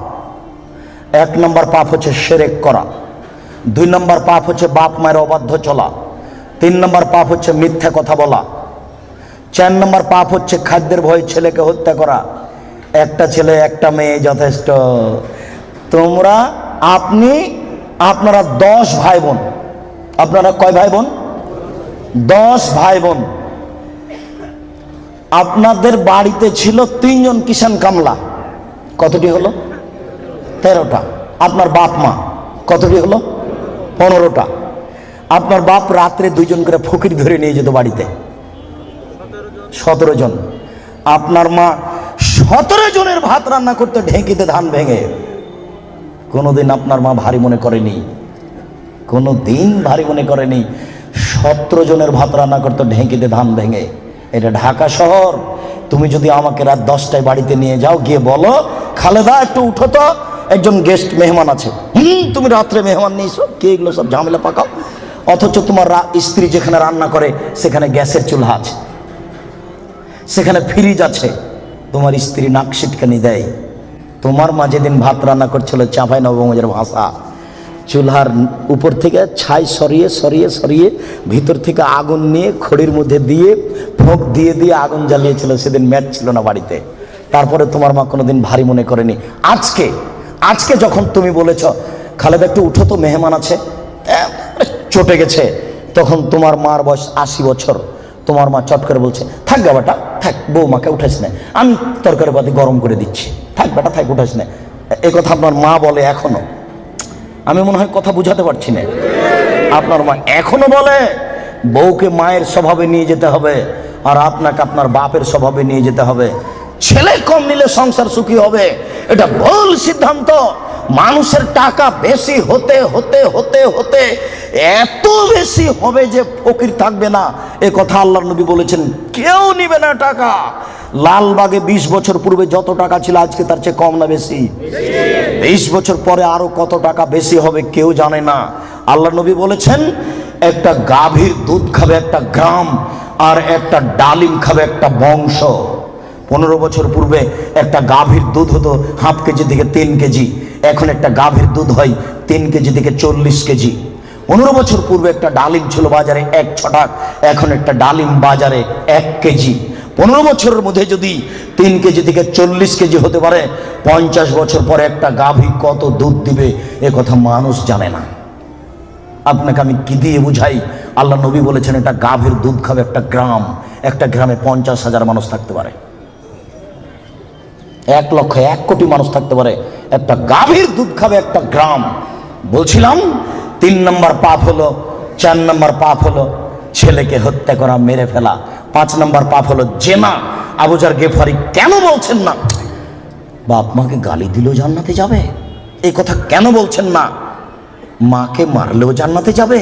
এই কথা কেন বলছেন না? বারবার কেন বলছেন জেনা করলেও যাবে, চুরি করলেও যাবে? শুনুন, ঘরে ঘরে জেনা হচ্ছে এ কথা ঠিক, এরপরেও জেনার বাস্তবতা এত খারাপ। আজকে যদি একটা জেনার বিচার হয়, তাহলে ওই যুবক যুবতী মনে করে যে মাটি ফেটে গেলে নিচে চলে যেতাম। অথচ মাকে গালি দিলে মানুষ এত অপমান হয় না। বুঝাতে পারলাম না? শিরক করলে মানুষ এত অপমান হয় না। এই কারণে আল্লাহ তাআলা বলছেন জেনার পথটি অতীব খারাপ, জেনার পথটি অতীব জঘন্য। পৃথিবীর মানুষ মাই ইফআল যালিকা ইয়ালকা আসামা, যে ব্যক্তি জেনায় লিপ্ত হবে তার 1 নম্বর বিপদ, সে হবে মহাপাপী। 2 ইজাফলাহুল আযাব ইয়াউমাল কিয়ামা, যে ব্যক্তি জেনায় লিপ্ত হবে বিচারে তার শাস্তি দ্বিগুণ শতগুণ বেশি হয়ে যাবে। 3 ওয়ায়াখলুদ ফীহি মুহানা, সে চিরদিন জাহান্নামে থাকবে অপমান অবস্থায়। শুনুন, জেনায় লিপ্ত হলে 3টে বিপদ আছে। 1, সে হবে মহাপাপী। 2, বিচারের মাঠে তার শাস্তি দ্বিগুণ শতগুণ বেড়ে যাবে। 3, সে চিরদিন জাহান্নামে থাকবে। মহান আল্লাহ বলেন ওয়াসানিয়াতু ওয়াসানি ফাজলিদু কুল্লা ওয়াহিদিন মিনহুমা মিআতা জালদা। পৃথিবীর মানুষ, বিবাহ পুরুষ নারী যারা জেনায় লিপ্ত হচ্ছে তাদেরকে 100 লাঠি পিটাও। এখানে বলা হয়নি বিবাহিত না অবিবাহিত, তবে মারার সময় যেন তোমাকে ময়া মহব্বত ভাতৃত্বভাব না ধরে, একবারে যথাযথ পিটাও। সম্মানিত উপস্থিতি, আল্লাহ তাআলা এই পর্যন্ত এখানে বলেছেন। আমি আপনাকে জেনার আলোচনা করতে গিয়ে প্রথমে আলোচনা করছি জেনার বিপদ। জেনা করলে মানুষের উপরে বিপদ আসবে। 1, অল্প বয়সে মরণ হবে, মহামারী হবে, কলেরা হবে। 2, এমন রোগ হবে যেরূপ বংশে ছিল না যেরূপ ডাক্তার চিনে না, যেরূপ বংশে ছিল না যেরূপ ডাক্তার চিনে না। শুনুন, জেনায় লিপ্ত যদি মানুষ হয় তাহলে অল্প বয়সে মরণ হবে, কলেরা হবে, মহামারী হবে, তিনটে সমান একটা। দুই, এমন রোগ হবে যেটা বংশে ছিল না, যেটা ডাক্তার চিনে না। দেখুন, আব্দুল্লাহ ইবনে উমর রাদিয়াল্লাহু তাআলা আনহু বলেন, রাসূল সাল্লাল্লাহু আলাইহি সাল্লাম বলেছেন, লাম তাজহারিল ফাহিসাতু ফি কওমিন কাত্ত ইল্লা ফাসা ফিহিম আত-তাউন ওয়াল আওজা। যদি কোনো সম্প্রদায়ে জেনা ছড়িয়ে যায়, যেই সম্প্রদায়ে জেনা ছড়াবে তাদের উপরে দুইটি বিপদ হবে, এক তাউন কলেরা, মহামারী, মহামারী যা, কলেরা তা, অল্প বয়সে মরণ তা। কথা কি বুঝতে পেরেছেন? দুই, অল আওজাও মামাজাত ফি আসলাফিহিম, এমন রোগ হবে যেটা বংশে ছিল না, ডাক্তার চিনে না। এই কথাটা আল্লাহর নবী বলেননি, ওটা আমি বলেছি। মনে রাখবেন, জেনায় লিপ্ত হলে এমন রোগ হবে যেটা বংশে ছিল না, আমি বললাম। এমন রোগ হবে যেটা ডাক্তার চিনে না, এটা জেনার ভয়। আব্দুল্লাহ ইবনে মাসউদ রাদিয়াল্লাহু তাআলা আনহু বলেন, রাসূল সাল্লাল্লাহু আলাইহি সাল্লাম বলেছেন, লাম তাজহারিল ফাহিসাতু ফি কওমিন কাত্ত ইল্লা ফাসা ফিহিল ফাকর ওয়াল মাসকানা। যখন কোন সম্প্রদায়ে জেনা প্রকাশ পাবে তখন তাদের উপরে দারিদ্রতা, নিঃস্বতা, ভিক্ষাবৃত্তি নেমে আসবে, তাকে একদিন না একদিন ভিক্ষুক হতেই হবে। কোটি টাকা ইনকাম করলে তার সংসারে সুবিধা আসবে না। বউ স্ত্রী পরকীয়া প্রেমে লিপ্ত, স্বামীও পরকীয়া প্রেমে লিপ্ত, দুইজন দুইজনকে গালি দেয়। সারাদিনে 3 কোটি টাকা ইনকাম করে আর রাত্রে এসে দুইজন মারামারি করে। বলেন এরা ভিক্ষুক কি না? বলেন দেখি, এদের কি আছে জীবনে বলেন? একদিন টাকা শেষ হবেই। আমি অনবাদক, 1450 বছর পূর্বে মুহাম্মদ সাল্লাল্লাহু আলাইহি ওয়াসাল্লাম বলেছেন, যেই সমাজে সুদ এবং জেনা প্রকাশ পাবে, যেই সমাজে সুদ এবং জেনা প্রকাশ পাবে, সেই সমাজের উপরে ভিক্ষাবৃত্তি নেমে আসবে, তাদের অর্থ সম্পদ ধ্বংস হবেই, তাকে একদিন না একদিন ভিক্ষুক হতে হবে। এটা জেনার প্রথম বিপদ। মুহাম্মদ সাল্লাল্লাহু আলাইহি ওয়াসাল্লাম বলেন, আমার উম্মত জেনাকে হালাল মনে করবে। মুহাম্মদ সাল্লাল্লাহু আলাইহি ওয়াসাল্লাম বলেন, আমার উম্মত জেনাকে হালাল মনে করবে। দুঃখজনক কথা, আমরা জেনাকে হালাল মনে করবে, এত বড় পাপকে। জি, আমির রাদিয়াল্লাহু তাআলা আনহু বলেন, রাসূল সাল্লাল্লাহু আলাইহি সাল্লাম বলেছেন, লা ইয়াকুনান্না ফি উম্মতি আকওয়াম ইস্তাহিলুনাল হিরা ওয়াল হারিরা ওয়াল খামরা ওয়াল মাযিব। অচিরে আমার উম্মতে এমন মানুষ আসছে যারা রেশমি কাপড়কে হালাল মনে করবে, তাদের গায়ে থাকবে সিল্ক জাতীয় জামা, তাদের বাড়িতে থাকবে মখমল জাতীয় চাদর। আমার উম্মত রেশমি কাপড়কে হালাল মনে করবে। 2, আমার উম্মত জেনাকে হালাল মনে করবে। 3, আমার উম্মত মদকে হালাল মনে করবে। 4, আমার উম্মত বাদ্যযন্ত্রকে হালাল মনে করবে। সব দোকানেই টিভি, সব মোবাইলে বাদ্যযন্ত্র, কারোর কাছে এটার পাপের কাজ নয়, কেউ ভাবে না এটা পাপের কাজ। শুনুন, এই ছেলে, তুমি খুব ধৈর্য ধারণ করে থাকো। আলোচনার শেষের দিক যত যাবে তত গুরুত্বপূর্ণ আলোচনা হবে। খুব সতর্ক থাকো, যতই কষ্ট হোক। সম্মানিত মুরব্বী, আপনার যতই কষ্ট হোক, আপনাকে আমি কিছু সময়ক্ষণ অপেক্ষা করার জন্য অনুরোধ করছি। আপনি ধৈর্য ধারণ করুন, ইচ্ছা করলেই সময় বের করা যায় না। মুআয ইবনে জাবাল রাদিয়াল্লাহু তাআলা আনহু বলেন, রাসূল সাল্লাল্লাহু আলাইহি ওয়াসাল্লাম বলেছেন, নেতৃত্ব শুরু হয়েছে নবী দিয়ে, দয়া দিয়ে, তারপরে নেতৃত্ব হবে খলিফা দিয়ে, দয়া দিয়ে, তারপরে নেতৃত্ব হবে জোরজার মুল্লুক তার, তারপরে নেতৃত্ব হবে নেতা, হবেই হবে, সে যে কোনো মূল্যে তাকে হওয়াই লাগবে, যে কোনো মূল্যে। এই শ্রেণীর মানুষদের 5টা পাপের কাজ আছে। 1, ইস্তাহিলুনাল হারিরা, এরা রেশমি কাপড়কে হালাল মনে করবে। 2, অল ফুরুজা, এরা জেনাকে হালাল মনে করবে। এই বোকা ছেলে, তোমার নেতাকে তুমি চিনো? ওর জেনার লাইন লেগে আছে, তুমি দেখো তদন্ত করে। আল্লাহ নবী বলেছেন আমি অনুবাদক। এসব সমাজের নেতারা জেনাকে হালাল মনে করবে। 3, মদকে হালাল মনে করবে। 4, দেনামদিনেরা ধনী হয়ে যাবে, ধনী হওয়ার জন্য যে কোনো সাহায্য পাবে। সম্মানিত উপস্থিতি, এই ছেলে থামো, ওই দিক থেকে কোনো মানুষকে এদিকে আসতে দিও না, চলাচল বন্ধ। ওই দিক থেকে কাউকে এদিকে আসতে দিবেন না, আপনি ধৈর্য ধারণ করো। এই ছেলে, ওই কোণাতে কাউকে এদিকে ঢুকতে দিও না। তার মানে যে যাচ্ছে, যতটা মানুষের গায়ে হাত লাগবে বা ধাক্কা লাগবে, সে আমার কথা বুঝতে পারবে না, সে বেখেয়াল হয়ে যাবে। অতএব তুমি সোচ্চার হও, তোমরা দায়িত্ব পালন করো। আজকে তোমরা বক্তব্য শোনো না, আজকে জনগণকে সহযোগিতা করো। আবু হুরায়রা রাদিয়াল্লাহু তাআলা আনহু বলেন, এতাহারাজুনা তাহারুজাল হিমারে, গাধা যেমন গাভীর সাথে মিলে লজ্জা বুঝে না, ষাঁড় যেমন গাভীর সাথে মিলে লজ্জা জানে না, আমার উম্মত খোলা মাঠে জেনা করবে, লজ্জা বুঝবে না। মুসলিম। গাধা যেমন গাধীর সাথে মিলে লজ্জা বুঝে না, ষাঁড় যেমন খোলা মাঠে মিলে লজ্জা জানে না, মানুষ তেমন খোলা মাঠে জেনা করবে, লজ্জা বুঝবে না। এটা আপনাকে আমি কি দিয়ে বুঝাই, আপনি নিজেই বুঝেন। এই ছেলে, রমনা পার্ক তোমার বাড়ির পাশে, তুমিও সেখানে যাও। ঢাকা বিশ্ববিদ্যালয় তোমার বাড়ির পাশে, তুমি সেখানে যাও। আর ওই কোথায় জিয়াউর রহমান সাহেব মারা গেলেন, হাড়হাড্ডি নিয়ে এসে সংসদ ভবনে পুঁতে দেওয়া হলো। শোনো, গোটা মাঠ হলো জেনার কারখানা।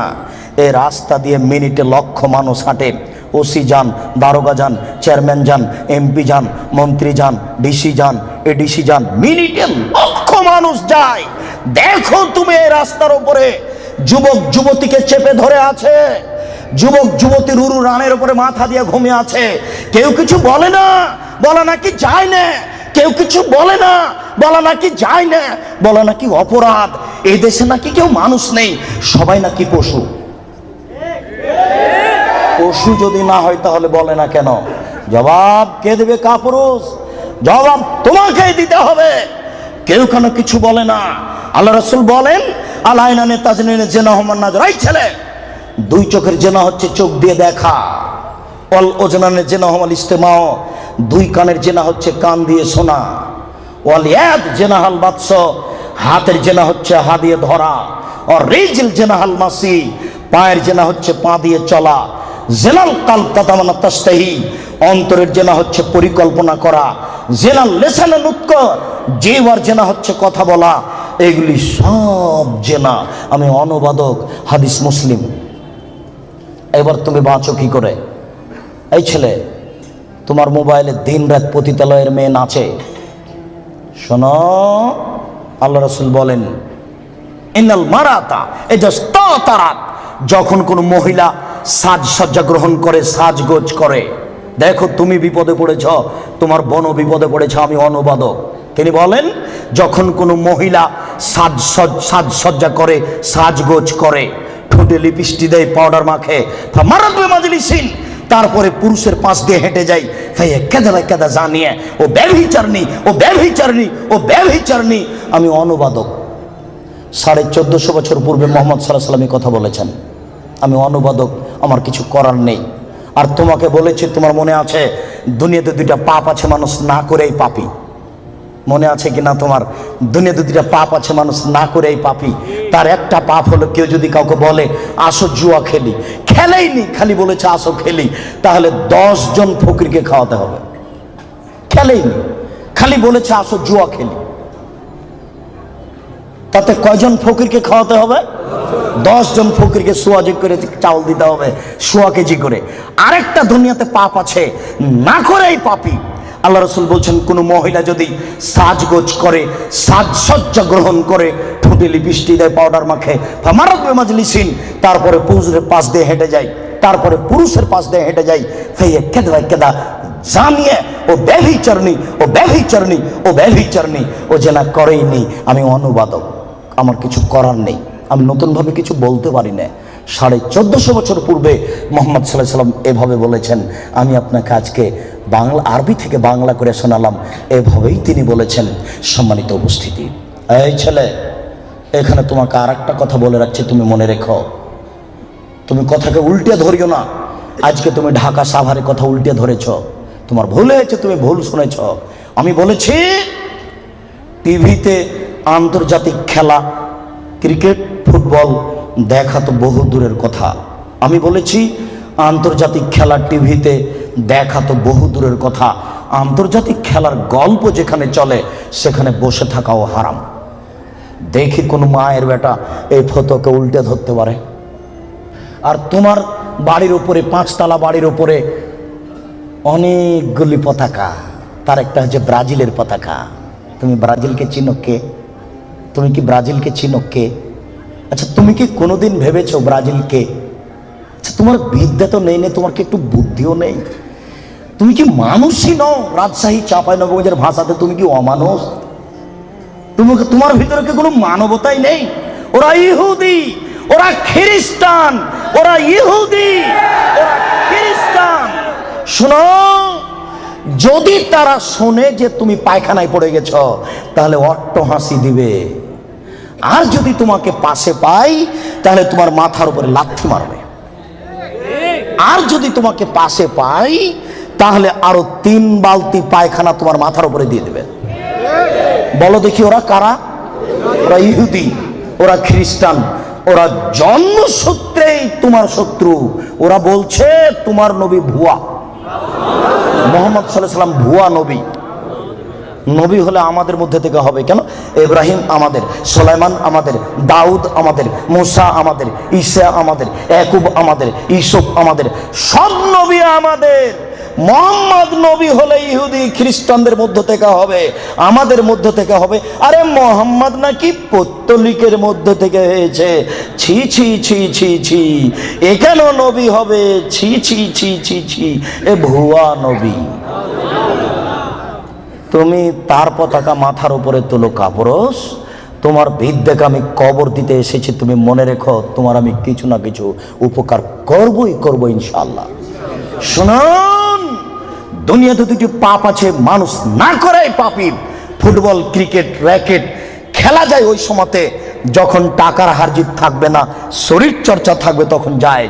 ফুটবল, ক্রিকেট, র্যাকেট, ভলিবল এগুলো খেলা যাবে ওই সময়তে যখন টাকার হারজিত থাকবে না, শরীর চর্চা হবে। আর যাতে শরীর চর্চা নেই, বসে বসে সময় কাটাই, এটা খুবই খারাপ। চৌসার, ছক্কা, লুডু, দাবা, পাঞ্জা, ক্যারাম বোর্ড, তাস, গেমস এইসব খেলায় যদি কেউ অংশগ্রহণ করে তাহলে সে তার হাতকে শরীর শুকুরের রক্তের মধ্যে ডুবিয়ে দিয়েছে।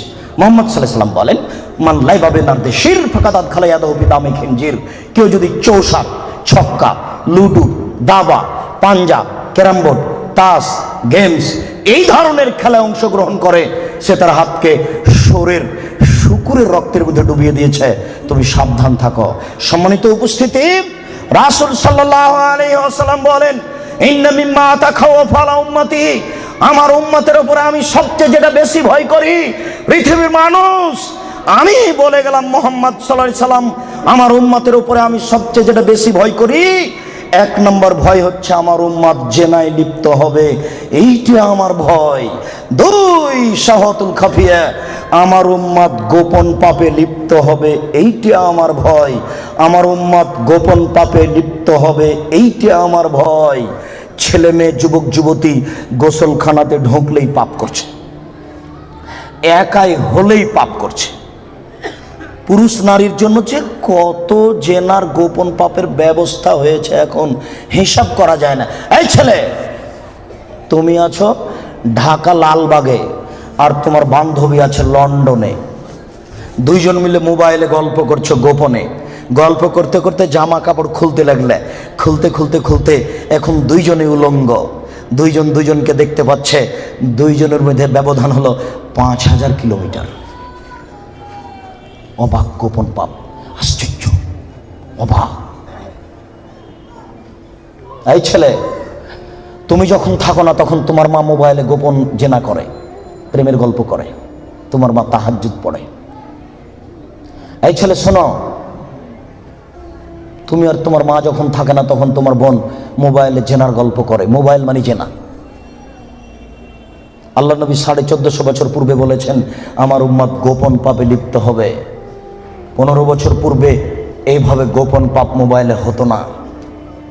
20 বছর পরে আরো গোপন পাপের কত পথ বের হবে তা আপনাকে আমি এখন ভাষায় বুঝাতে পারবো না।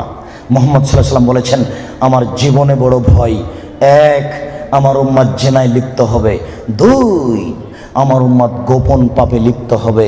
আপনাকে আমি কি দিয়ে বুঝাই সম্মানিত দিনী ভাই? মুহাম্মদ সাল্লাল্লাহু আলাইহি সাল্লাম বলেন, রাত যখন অর্ধেক হয় তখন সমস্ত আকাশের দরজা খুলে দেয়। যে ব্যক্তি আল্লাহর কাছে প্রার্থনা করে তার প্রার্থনা কবুল হয়ে যায়। যে ব্যক্তি যা চায় আল্লাহ তাকে তাই দিয়ে দেন। যে ব্যক্তি বিপদে পড়ে বলে আল্লাহ আমাকে বাঁচাও, আল্লাহ তাকে বাঁচিয়ে দেন। ইল্লাল বাগিন বে ফারজেহা, তবে যার জেনার সম্পর্ক আছে তার কথা কবুল হয় না। এই ছেলে শোনো, তুমি ম্যাট্রিক পরীক্ষা দিয়েছো, আল্লাহর কাছে প্রার্থনা করছো, আল্লাহ আমার রেজাল্টটা ভালো করে দাও, আল্লাহ আমার রেজাল্টটা ভালো করে দাও, আমাকে গোল্ডেন দাও। আর তোমার মা তাহাজ্জুদ পড়ার পরে চোখের পানি ঝরিয়ে বলছে, আল্লাহ আমার ছেলেটাকে একটা ভালো রেজাল্ট দাও, গোল্ডেন দিয়ে দাও আমার ছেলেকে। এইভাবে তোমার মা রাতের অন্ধকারে চোখের পানি অঝর নয়নে ঝরিয়ে কাঁদছে। তুমি যখন থাকো না তখন তোমার মা মোবাইলে প্রেমের গল্প করে। তোমার মা কিয়ামত পর্যন্ত কাঁদলেও তার কথা কবুল হবে না। আমি অনুবাদক, আমি বুঝাতে পারলাম না। অর্ধেক রাত হলে আকাশের দরজা কি হয়? খুলে দেওয়া হয়। যে যা চাই তাকে আল্লাহ তা দিয়ে দেন। যে যে বিষয়ে প্রার্থনা করে সেটা আল্লাহ কবুল করেন। যে কোনো বিপদে পড়েছে আল্লাহ তাকে উদ্ধার করেন। তবে যার জেনার সম্পর্ক আছে তার কথা আল্লাহ কবুল করেন না। আমি কি দিয়ে বুঝাই জেনা কত বড় বিপদ? আমি কি দিয়ে বোঝাই আপনাকে জেনা কত বড় বিপদ? যেটা ঘরে ঘরে হচ্ছে, যেখানে সেখানে হচ্ছে, যেটা মানুষের কাছে আজকে পাপের কাজ নয়। শোনো, মুনাফিকি করো না বক্তব্যের সাথে। এই ছেলে, তোমাকে আমি কঠিন ভাবে বলে যাচ্ছি, তুমি বক্তব্যের সাথে মুনাফিকি করো না। এখান থেকে উঠার আগে মোবাইলে যত মেয়ের নাম্বার আছে তুমি কেটে দিয়ে উঠবা। জিন্দগিতে কোনোদিন কোনো মেয়ের সাথে গল্প করো না। তোমার সাথে এ অংশে আমার জরুরি কথা আছে, তুমি একটু ধৈর্য ধারণ করো, একটু সামান্য একটু থামো। তোমার সাথে আমার আরো জরুরি কয়েকটি কথা আছে। মুহাম্মদ সাল্লাল্লাহু আলাইহি সাল্লাম বলেন, আমি রাতে ঘুমিয়েছিলাম, জিবরাইল আমার ডান হাত ধরলেন, মিকাইল আমার বাম হাত ধরলেন, ধরে আমাকে নিয়ে চলে যাচ্ছেন। যেতে যেতে দেখি অনেক মানুষ আসাদু সাইনতে খাফান, ফুলে ফেঁপে বিশাল বিশাল আকৃতি ধারণ করে আছে। 50 হাত 100 হাত উঁচু উঁচু হয়ে আছে। ওয়ান্তানাহু রিহান, দুর্গন্ধে টিকা যায় না, এত গন্ধ। কান্নাহুল মারাহিজ, মনে হচ্ছে যেন তারা গ্রামের টয়লেট, মনে হচ্ছে যেন তারা গণশৌচাগার, মনে হচ্ছে যেন তারা গ্রামের টয়লেট, মনে হচ্ছে যেন তারা গ্রামের শৌচাগার। যেই শৌচাগার টয়লেট পরিষ্কার করা হয় না, গণশৌচাগার, গন্ধে টিকা যায় না, বিশাল বিশাল রূপ ধারণ করে আছে। আমি বললাম, জিবরাইল মান হাওলাইন, কি এরা কে? জিবরাইল, এরা কারা? ছি ছি ছি ছি, এরা কারা? এত কোণে গন্ধ, এত কোণে ফুলে আছে। তখন জিবরাইল বললেন, অহমদ জোনাতা জাওয়ানি, এরা হলো ব্যভিচার নেই। বলো যুবক, মোটা মোটা হ্যাঁ ফুলে আছে, খুব গন্ধ, এরা কারা? ব্যভিচার নেই। তুমি সাবধান থাকো, তুমি একটু অপেক্ষা করো। শুনুন, আল্লাহ নবী বলছেন যে আমার ডান হাত জিবরাইল ধরলেন, বাম হাত মিকাইল ধরলেন, ধরে নিয়ে চলে যাচ্ছেন। যেতে যেতে দেখি একটা গর্ত, চুলার মতো। কোন চুলা? যাতে তন্দুরি রুটি হয়। তন্দুরি রুটি চুলা দেখেছেন? ভিতরে রুটি দিয়ে সিদ্ধ হলে বের করে নেওয়া হয়, এরকম চুলা। তার তার ভিতরে দেখি ধাঁধা ধাঁধা ধাঁধা করে আগুন জ্বলছে। ভাইজা ইরতাফাও, আগুন যখন জোরে জ্বলে উঠছে তখন ওর ভিতরে যা কিছু আছে সব উপরে চলে যাচ্ছে। ভাইজা খামেদাত রাজা উফিহা, আর যখন আগুনটা কমে আসছে তখন সব নিচের দিকে চলে যাচ্ছে। ফিহারে জালুন অনিসাউন ওরাতন, তাতে দেখি পুরুষ এবং নারী জমা ধরে আছে উলঙ্গ অবস্থায়, পরনে কাপড় নেই কারো, এভাবে জমা ধরে আছে উলঙ্গ অবস্থায়। আগুন যখন জোরে জ্বলে উঠছে দাদা দাদা দাদা করে উপরে চলে যাচ্ছে, আবার যখন আগুন কমে যাচ্ছে তখন নিচের দিকে চলে যাচ্ছে। আর উপরে উঠলে মনে হচ্ছে যেন বের হয়ে পড়ে যাবে। দেখি সেখানে পুরুষ এবং নারী উলঙ্গ অবস্থায় জ্বলছে। আমি বললাম, জিবরাইল মানাউলা, এরা কারা? তখন জিবরাইল বললেন অহমদ জনাত, তারা হলো ব্যভিচারিণী। আল্লাহ নবী বলেছেন যেসব মহিলারা জেনায় লিপ্ত হবে ওদের লজ্জা স্থানের গন্ধে জাহান্নামীরা জাহান্নামে টিকতে পারবে না।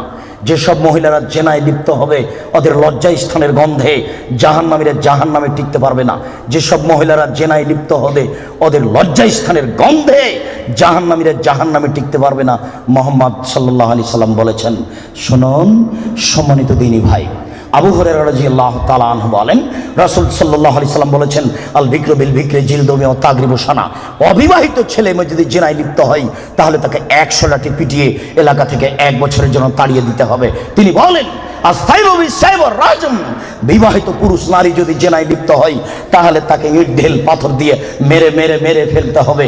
এদেশের লাখো ভাবিকে ইট ঢেল পাথর দিয়ে মেরে ফেলতে হবে যারা দেবরের সাথে জেনায় লিপ্ত হয়েছে।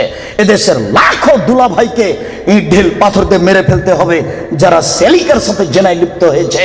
এদেশের লাখো পুরুষকে ইট ঢেল পাথর দিয়ে মেরে ফেলতে হবে যাদের স্ত্রী থাকার পরেও অন্য নারীর সাথে জেনায় লিপ্ত হয়েছে। এদেশের লাখো নারী বেহায়া বেশরমা লজ্জাহীনা নারী যারা স্বামী বাড়িতে থাকার পরেও অন্য পুরুষের সামনে নিজের পরনের কাপড় খুলে উলঙ্গ অবস্থায় জেনায় লিপ্ত হয়। শুনুন, এদের ইট ঢেল পাথর দিয়ে মেরে মেরে মেরে ফেলতে হবে, এদের বাঁচার কোনো পথ নেই।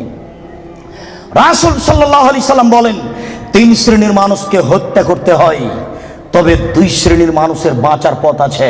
মনে রাখুন, 3 শ্রেণীর মুসলমানকে হত্যা করতে হয়, 2 শ্রেণীর মানুষের বাঁচার পথ আছে, 1 শ্রেণীর মানুষের বাঁচার পথ নেই।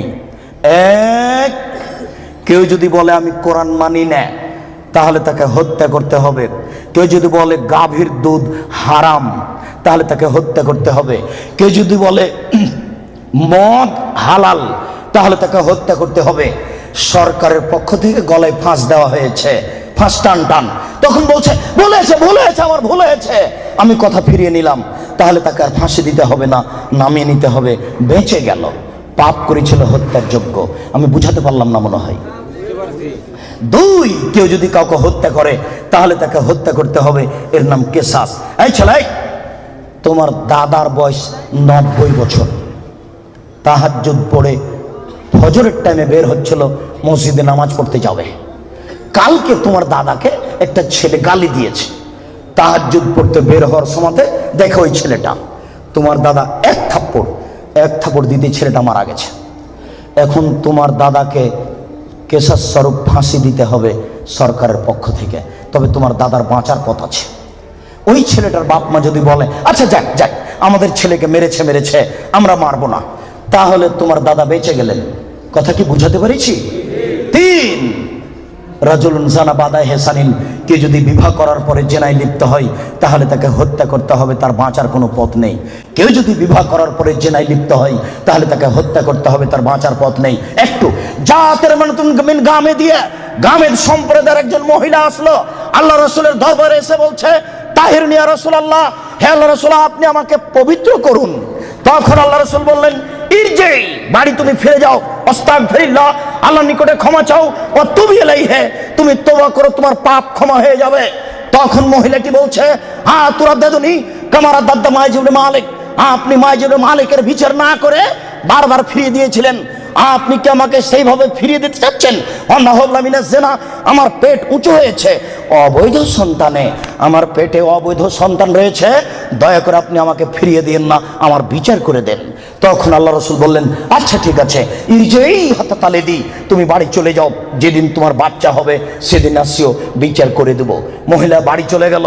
বাচ্চা সবে মাত্র প্রসব হয়েছে, মুসলিম গ্রন্থে এসেছে ওই বাচ্চাটাকে ন্যাকড়ার মধ্যে জড়িয়েছে, প্রসব হওয়া মাত্র জড়িয়ে নিয়ে এসে আল্লাহ রাসূলের দরবারে এসে বলছে আল্লাহ রাসূল এ দেখেন বাচ্চা প্রসব হয়েছে, বিচার করে দেন। আল্লাহ রাসূল মাথাটা নিচু করে বলছেন ইরজি, বাড়ি চলে যাও, ফারজি হে, বাচ্চাকে দুধ খাওয়াও, হাত্তা তাপ্তে মিহে, যেদিন বাচ্চা দুধ ছেড়ে দিবে সেদিন আসিও, বিচার করে দেবো। মহিলা চলে গেল। বাচ্চাকে 2 বছর দুধ পান করালো। 2 বছর পরে মহিলা বিচারালয়ে উপস্থিত, অফিয়াদেহি কেসরাত খুবজিন, এমত অবস্থায় বাচ্চার হাতে এক টুকরা রুটি রয়েছে। এই রুটি প্রমাণ করে বাচ্চা খাদ্য খেতে পারে।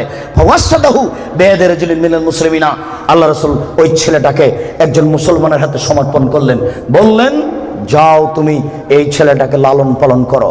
তিনি বললেন সঙ্গী সাথী, এই যাবো বিহা, তোমরা একে মাঠে নিয়ে যাও, এই মহিলাকে মাঠে নিয়ে যাও। আফিরুল্লাহ সাতরেহা, মাঠে নিয়ে গিয়ে গর্ত খুঁড়ে বুক পর্যন্ত পুঁতে দাও। ফারজেমুহা, এরপরে তোমাকে তাকে ইট ঢেল পাথর দিয়ে মেরে মেরে মেরে ফেলো। সাহাবীগণ বলেন আমরা তাকে মাঠে নিয়ে গেলাম, মাঠে নিয়ে গিয়ে গর্ত খুঁড়ে বুক পর্যন্ত মাটিতে পুঁতে দিলাম। এরপরে চতুর্দিক থেকে ইট ঢেল পাথর মারতে লাগলাম। খালিদ বিন ওয়ালিদ বলেন একটা পাথর আমি নিয়ে তার মুখের উপরে মারলাম। ফাতারা জাহাতাম আলা ওয়াজহি খালিদ, পাথরটা মুখে লেগে মুখ ফেটে রক্ত ছিটে খালিদের গায়ে লাগলো। ফাসাব্বাহা, খালিদ গালি দিয়ে বসলেন ছি ছি, একজন জেনাকারিনী মহিলার গায়ের রক্ত আমার গায়ে লাগলো, এরকম কিছু হবে? আল্লাহ রাসূল বললেন মারে রে খালিদ, খালিদ তুমি গালি দিও না। লাগা তাওবা তাওবাতান লাউ তাওয়া সায়মাকসিন লা গফিরা লাহু, এই মহিলা আল্লাহর দরবারে এত ক্ষমা ভিক্ষা চেয়েছে, এই মহিলা আল্লাহর দরবারে এত কান্নাকাটি করেছে। পৃথিবীর বড় থেকে বড় পাপী যদি এইভাবে কান্নাকাটি করে তাহলে তার পাপ ক্ষমা হয়ে যাবে। খালিদ তুমি একে গালি দিও না। দুঃখিত, আপনাকে আমি কি দিয়ে বুঝাই? পৃথিবীর সবচেয়ে বড় পাওয়ারফুল মানুষ হচ্ছেন মুহাম্মদ সাল্লাল্লাহু আলাইহি সাল্লাম। পৃথিবীর ইতিহাসে এত বড় পাওয়ারফুল মানুষ কেউ জন্ম নেয়নি, কিয়ামত পর্যন্ত কেউ নিবে না।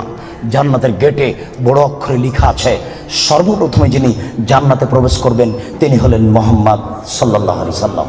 জান্নাতের ভিতরে একটা ঘর আছে, সেই ঘরের ভিতর দিকে একজন ফেরেশতাকে দাঁড় করে রাখা হয়েছে, এখনো উপস্থিত। তাকে বলা হয়েছে কেউ যদি বাহির থেকে এসে ঠক ঠক করে শব্দ দেয়, কে যদি বাহির থেকে বলে মুহাম্মদ, তাহলে এই দরজা খুলে দিও। এই ঘর মুহাম্মদ ছাড়া কারোর জন্য খোলা হবে না। আপনাকে আমি কি দিয়ে বুঝাই মুহাম্মদ সাল্লাল্লাহু আলাইহি সাল্লাম কত বড় পাওয়ারফুল মানুষ। বিচারের মাঠে ইব্রাহিম আলাইহিস সালাম বলবেন কাদ গাজিবা আলাইয়া রাব্বি, আমার প্রতিপালক আমার উপরে রাগ করেছেন। মা গাজিবা মিন কাবলা বাদ, আমার প্রতিপালক এইরকম রাগ পূর্বেও কোনোদিন করেননি, ভবিষ্যতেও কোনোদিন করবেন না। নাফসি নাফসি, আমার যে কি হয় তা আমি নিজেই বুঝি না। এইভাবে চিল্লাচিল্লি করবেন ইব্রাহিম আলাইহিস সালাম। আপনার হুজুরের কি হবে, পীর সাহেবের, আপনাকে আমি কি দিয়ে বুঝাই? শুনুন, ওই সময়তে মুহাম্মদ সাল্লাল্লাহু আলাইহি সাল্লাম সিজদায় পড়বেন, তখন আল্লাহ বলবেন এই ফারাসাক সালতুতা আসফাতু সাফা, মুহাম্মদ মাথা উঠান, বলেন যা বলবেন তাই মেনে নিব, যেই কথা বলবেন আমি সে কথা গ্রহণ করব। আপনি মাথা উঠান না, আপনি বলেন না আমাকে কি বলছেন, আমি আল্লাহ, আপনি যা বলবেন তাই মেনে নিব। এত বড় পাওয়ারফুল মানুষ একটু বলতে পারলেন না, যাও যাও তোমার বিচার হবে না, তোমার পাপ ক্ষমা হয়ে গেছে, যাও তোমার বিচার হবে না, এই কথা তিনি বলতে পারলেন না। এত বড় পাওয়ারফুল মানুষ, তিনি খালি বললেন খালিদ তুমি একে গালি দিও না। এত তওবা করেছে, এরকম তওবা যদি বড় থেকে বড় পাপী করে তাহলে তার পাপকে ক্ষমা করা হবে খালিদ। তার মানে এর পাপ ক্ষমা হয়ে গেছে, তাই তো তিনি জানাজা করলেন, তাই তো তিনি কাফন দাফন করলেন। কিন্তু তিনি তাকে বলতে পারলেন না যাও যাও তোমার বিচার হবে না, তোমার পাপ ক্ষমা হয়ে গেছে। পৃথিবীর সবচেয়ে বড় পাওয়ারফুল মানুষ এ কথা বলতে পারলেন না। তার মানে বিবাহ করার পরে জেনায় লিপ্ত হলে তার দুনিয়াতে বেঁচে থাকার কোনো সুযোগ নেই। আমি আপনাকে কি দিয়ে বুঝাই শরীয়ত কি জিনিস? বিবাহ করার পরে জেনায় লিপ্ত হলে তার বেঁচে থাকার কোনো সুযোগ নেই। আব্দুর রাজ্জাক সাহেব, কথা বুঝেছি, একটু দয়া করে কোনো পথঘাট বলেন। জি, পথঘাট আছে, চিন্তা করবেন না, নিরাশার কিছু নেই। শুনুন, নিরাশার কিছু নেই। এই পাপ কার সাথে জড়িত? আল্লাহর সাথে জড়িত। আল্লাহ নবী বলেছেন কেউ যদি জেনে শুনে 1 টাকা সুদ খায়, 36 বার জেনা করে যত পাপ হবে 1 টাকা সুদ খেলে তার চেয়ে বেশি পাপ হবে। তিনি বলেছেন সুদের পাপের 70টি ভাগ রয়েছে, ছোট ভাগ হলো মার সাথে জেনা করলে যেমন পাপ হয়। সুদ যত বড়ই পাপ হোক না কেন, সুদের পাপ কার সাথে জড়িত? আল্লাহর সাথে জড়িত। জেনার পাপ কার সাথে জড়িত? আল্লাহর সাথে জড়িত। যুবক, তুমি নিরাশা হবে না, নিরাশার কিছু নেই। শোনো, ওই ওই মোড়ে উঠে এইখানে রিক্সা থেকে নেমে রিক্সাওয়ালাকে বলছো, রিক্সাওয়ালা কয় টাকা ভাড়া রে? 40 টাকা। হ্যাঁ বেটা, 20 টাকা ভাড়া, 40 টাকা চাও। এক থাপ্পড় দিয়ে 20 টাকা দিয়ে বিদায় করে দিলে। এখন এই পাপ তওবা করে ক্ষমা হবে না, মরা পর্যন্ত কাঁদলেও হবে না। এটা খুবই জটিল। জেনার পাপের চেয়ে রিক্সাওয়ালাকে একটা থাপ্পড় মারা কত যে কঠিন, আপনাকে আমি কি দিয়ে বুঝাই? এই ছেলে, তোমার বাপ দলীয় দাপটে জমি দখল করেছে, দিন রাত যদি তোমার বাপ তাহাজ্জুদ পড়ে হবে না। শফিকুল ইসলাম জাগরণী বলেছেন, লাভ হবে না কবর পাকা করে দিয়েছেন, বাপের কবর যদি স্বর্ণ দিয়ে বানান কোনো লাভ হবে না। নজরুল ইসলাম বলেছেন, মসজিদের পাশে কবর দিও ভাই। মসজিদের পাশে কেন, আপনার বাপের কবর যদি কাবা ঘরের নিচে ঢুকিয়ে দেন 1 পয়সা লাভ হবে না। শুনুন, রিক্সাওয়ালাকে থাপ্পড় মেরেছেন, ক্ষমার পৃথিবীতে কোনো সুযোগ নেই। রিক্সাওয়ালাকে খুঁজে বের করতে হবে, খুঁজে বের করে হাত ধরে বলতে হবে, ও রিক্সাওয়ালা, আমি বুঝতে পারিনি গো, তোমাকে এক থাপ্পড় মারা আমার ভুল হয়েছে, তুমি আমাকে মাফ করো। এই কথা বলার পূর্ব পর্যন্ত পৃথিবীতে কোথাও ক্ষমা নেই। এরা মানুষের সাথে জড়িত পাপ। এই ছেলে, তুমি দিন রাত গরু জবাই করো আর কসাই গোস্ত বিক্রি করো, কোটি টাকা ইনকাম করো, তাতে আসে যায় না। কোটি টাকা ইনকাম করো, তাতে আসে যায় না। প্রত্যেক দাঁড়িতে 50 করে গোস্ত কম দিয়েছ, এখন ক্ষমা নেও দেখি। কিয়ামত পর্যন্ত তওবা করলে এই পাপ ক্ষমা হবে না। জেনা যত বড়ই পাপ হোক না কেন, গোস্ত ঠগিয়ে বিক্রি করার চেয়ে ছোট, গোস্ত ঠগিয়ে বিক্রি করার চেয়ে অনেক বেশি বড় পাপ। এই ছেলে, তুমি তো শহরে প্রতারণা দিয়ে ব্যবসা করছো, এটা দাম কত? 1500। তুমি জানো যে এর দাম 300। আচ্ছা 300, তুমি 500 চাও। চলন্ত বাজার যদি এর 2000 টাকা হয় তবু জায়েজ। তুমি জেনে শুনে বললে 1500 টাকা, তার মানে তুমি প্রতারণা দিয়েছ। একদিনে যদি কোটি টাকা ইনকাম হয় তবু তোমাকে একদিন ভিক্ষুক হতেই হবে। তুমি এইভাবে ব্যবসা কোনোদিন সফলতা অর্জন করতে পারবে না। শুনুন, ডবল দাম নেওয়া যায়, প্রমাণ 10 গুণ দাম নেওয়া যায় যদি চলন্ত বাজার সেটা হয়। প্রমাণ, আল্লাহ রসুল বলেন, আনাস, এই যে 1 টাকা নাও, ছাগল কিনে নিয়ে আসো। আনাস বাজারে গিয়ে 1 টাকা দিয়ে ছাগল কিনে আরেক জায়গাতে 2 টাকায় বিক্রি করেছেন। 2 টাকা দিয়ে বিক্রি করে আবার 1 টাকা দিয়ে একটা ছাগল কিনেছেন আর 1 টাকা নিয়ে চলে এসেছেন। আল্লাহ রসুল, এনেন একটা ছাগল আর 1 টাকা। আনাস, কি ব্যাপার? তোমাকে যে আমি টাকা দিয়েছি একটা ছাগল কেনার জন্য, তো টাকাও দিচ্ছ, ছাগলও যে দিচ্ছ। আল্লাহ রসুল, আমি বাজারে একটা ছাগল কিনে ওকে 2 টাকায় বিক্রি করেছি, তারপরে 1 টাকা দিয়ে আরেকটা ছাগল কিনেছি আর 1 টাকা ফিরে নিয়ে এসেছে। আচ্ছা আচ্ছা, বারাকাল্লাহু ফি তিজারাতিক, আল্লাহ তোমার ব্যবসাতে বরকত দান করুক। কি বুঝলেন? ডবল দামে বিক্রি করেছে। ঢাকার ওই পারে যদি 1 টাকা বড় 600 টাকা গজ হয়, আর এই পারে যদি 1200 টাকা গজ হয় তবুও জায়েজ। হোমিও ডাক্তার আমাকে বলছে, আব্দুর রাজাক সাহেব, মাত্র এই বোতলে 10 টাকার ওষুধ আছে, আমি এখান থেকে 1 ফোঁটা ওষুধ দিয়ে 3000 টাকা নিই। যদি টাকা কম নিই তাহলে তার ভরসা কমে যাবে। একদিন পরে আবার এসেছে, এসে বলছে ওষুধ দেন। কি করি, আমিও নিরুপায়। তখন এমনি পানি দিয়েছি, কিচ্ছু না, পানি দিয়েছি, দিয়ে 500 টাকা নিয়েছি। যদি 50 টাকা নিই তাহলে সে মনে মনে বলবে আমাকে কোনো ওষুধ দিল না, আমি কি করব? তখন আমি বললাম, ব্যবসা করো, প্রতারণা দিও না। চলন্ত বাজার যদি 1500 টাকা হয় তাহলে নেও, অথবা 500 টাকা নেও, ওই সময় 200 টাকা নিও। তুমি বুঝতে পারছো এটা প্রতারণা, এমন কিছু করো না। জেনার চেয়ে এটা অনেক অনেক অনেক জটিল। সম্মানিত উপস্থিতি, এই ছেলেরা, তোমাকে আশ্বস্ত করছি, নিরাশা হয় না। তবে আমি তোমাকে বলেছি, এখান থেকে উঠার আগে মোবাইলে যেন আর কোনো মেয়ের নাম্বার না থাকে। এবার শোনো, তুমি যদি আজকে মোবাইলের সব নাম্বার কেটে দিতে পারো, আর তুমি যদি বলতে পারো আমি জিন্দেগিতে আর কোনোদিন কোনো মেয়ের সাথে কথা বলবো না, তাহলে তুমি যে কোনো বিপদ থেকে বেঁচে যাবা। ধৈর্য ধর করুন, 2 জন ইসলাম গ্রহণের অপেক্ষায় আছে। আমাদের হাতের হাত রেখে ইসলাম গ্রহণ করুন। আমরা তাড়াতাড়ি শেষের দিকে চলে এসেছি, একবারে 1 পায়ে দাঁড়িয়ে থাকেন। যে কোনো বিপদ থেকে বেঁচে যাবেন এই পথ বন্ধ করতে পারলে। প্রমাণ, 3 জন লোক রাস্তায় হাঁটছিল, বৃষ্টি আসলো, পাহাড়ের গর্তে ঢুকলো, একটা বড় পাহাড়, বড় পাথর মুখের উপরে আসলো, আর তারা বের হতে পারবে না। একজন বলল, আল্লাহ আমার বাপ মাকে ভালোবাসি, পাথরটা সরিয়ে দাও। আল্লাহ বললেন, আচ্ছা ঠিক আছে, একটু দিলাম। একজন বলল, আল্লাহ আমি একটা লোককে কাজে নিয়েছিলাম, অর্ধেক দিন কাজ করার পরে চলে যাবে। আমি বললাম, টাকা নেও। ও বলছে, না নিব না। কদিন পরে এসে বলছে, টাকা দেন। আমি বললাম, গরু ছাগল নিয়ে যাও। আমাকে বলছে, মজাক করবেন না, একদিনের টাকা দেন। আর আমি বললাম, মজাক করিনি, তুমি গরু ছাগল নিয়ে যাও না। সব নিয়ে চলে গেল। আমি যদি তোমাকে সন্তুষ্ট করার জন্য এই কাজ করে থাকি, পাথরটা সরিয়ে দাও। আল্লাহ বললেন, আচ্ছা ঠিক আছে, আমি সরিয়ে দিলাম। 3 জনের তৃতীয় জন বলছে, আল্লাহর নবী আমার একজন চাচাতো বোন ছিল, আমি তাকে জীবন বাজি রেখে ভালোবাসতাম, আমি তার সাথে জেনা করতে চাইলাম, ফাবাত, সে নাকচ করে দিল। আমাকে বলল, এই তুই যদি 100টা স্বর্ণের টাকা আমাকে দিতে পারিস আমি রাজি। আমার ভেবেছিল আমি গরিব মানুষ, 100 টাকা সংগ্রহ করতে পারবো না। হাড় ভাঙা পরিশ্রম করে 100 টাকা নিয়ে উপস্থিত আমার বোনের হাতে দিলাম।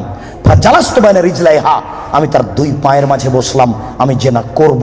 তখন আমার বোন বলছে, আব্দাল্লাহ, হে আল্লাহর বান্দা, ইত্তাকিল্লাহ, আল্লাহকে ভয় কররে, ওরা তাত্তাহিল খাতামা, তুই আমাকে অসতী প্রমাণ করিস না।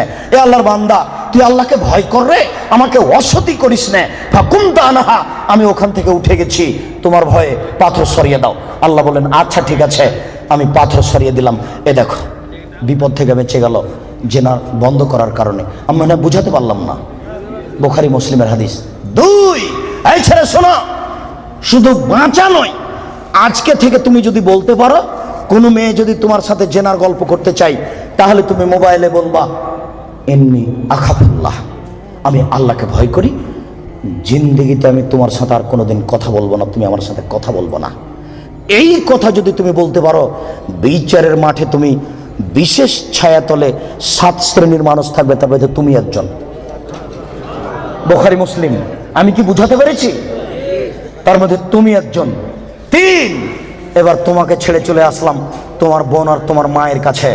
রাসূল সাল্লাল্লাহু আলাইহি ওয়াসাল্লাম বলেছেন, কেউ যদি 4টি কাজ করতে পারে, কোনো নারী যদি 4টি কাজ করতে পারে, জান্নাতের যে কোনো দরজাতে ঢুকতে পাবে। 1, 5 ওয়াক্ত নামাজ পড়বে।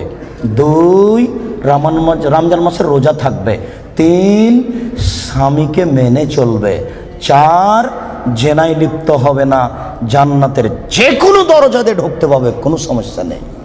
এবার সবার জন্য আল্লাহ তাআলা বলেন, ওয়ানাহান নাফসা আনিল হাওয়া ফাইনাল জান্নাতাল হিয়াল মাওয়া।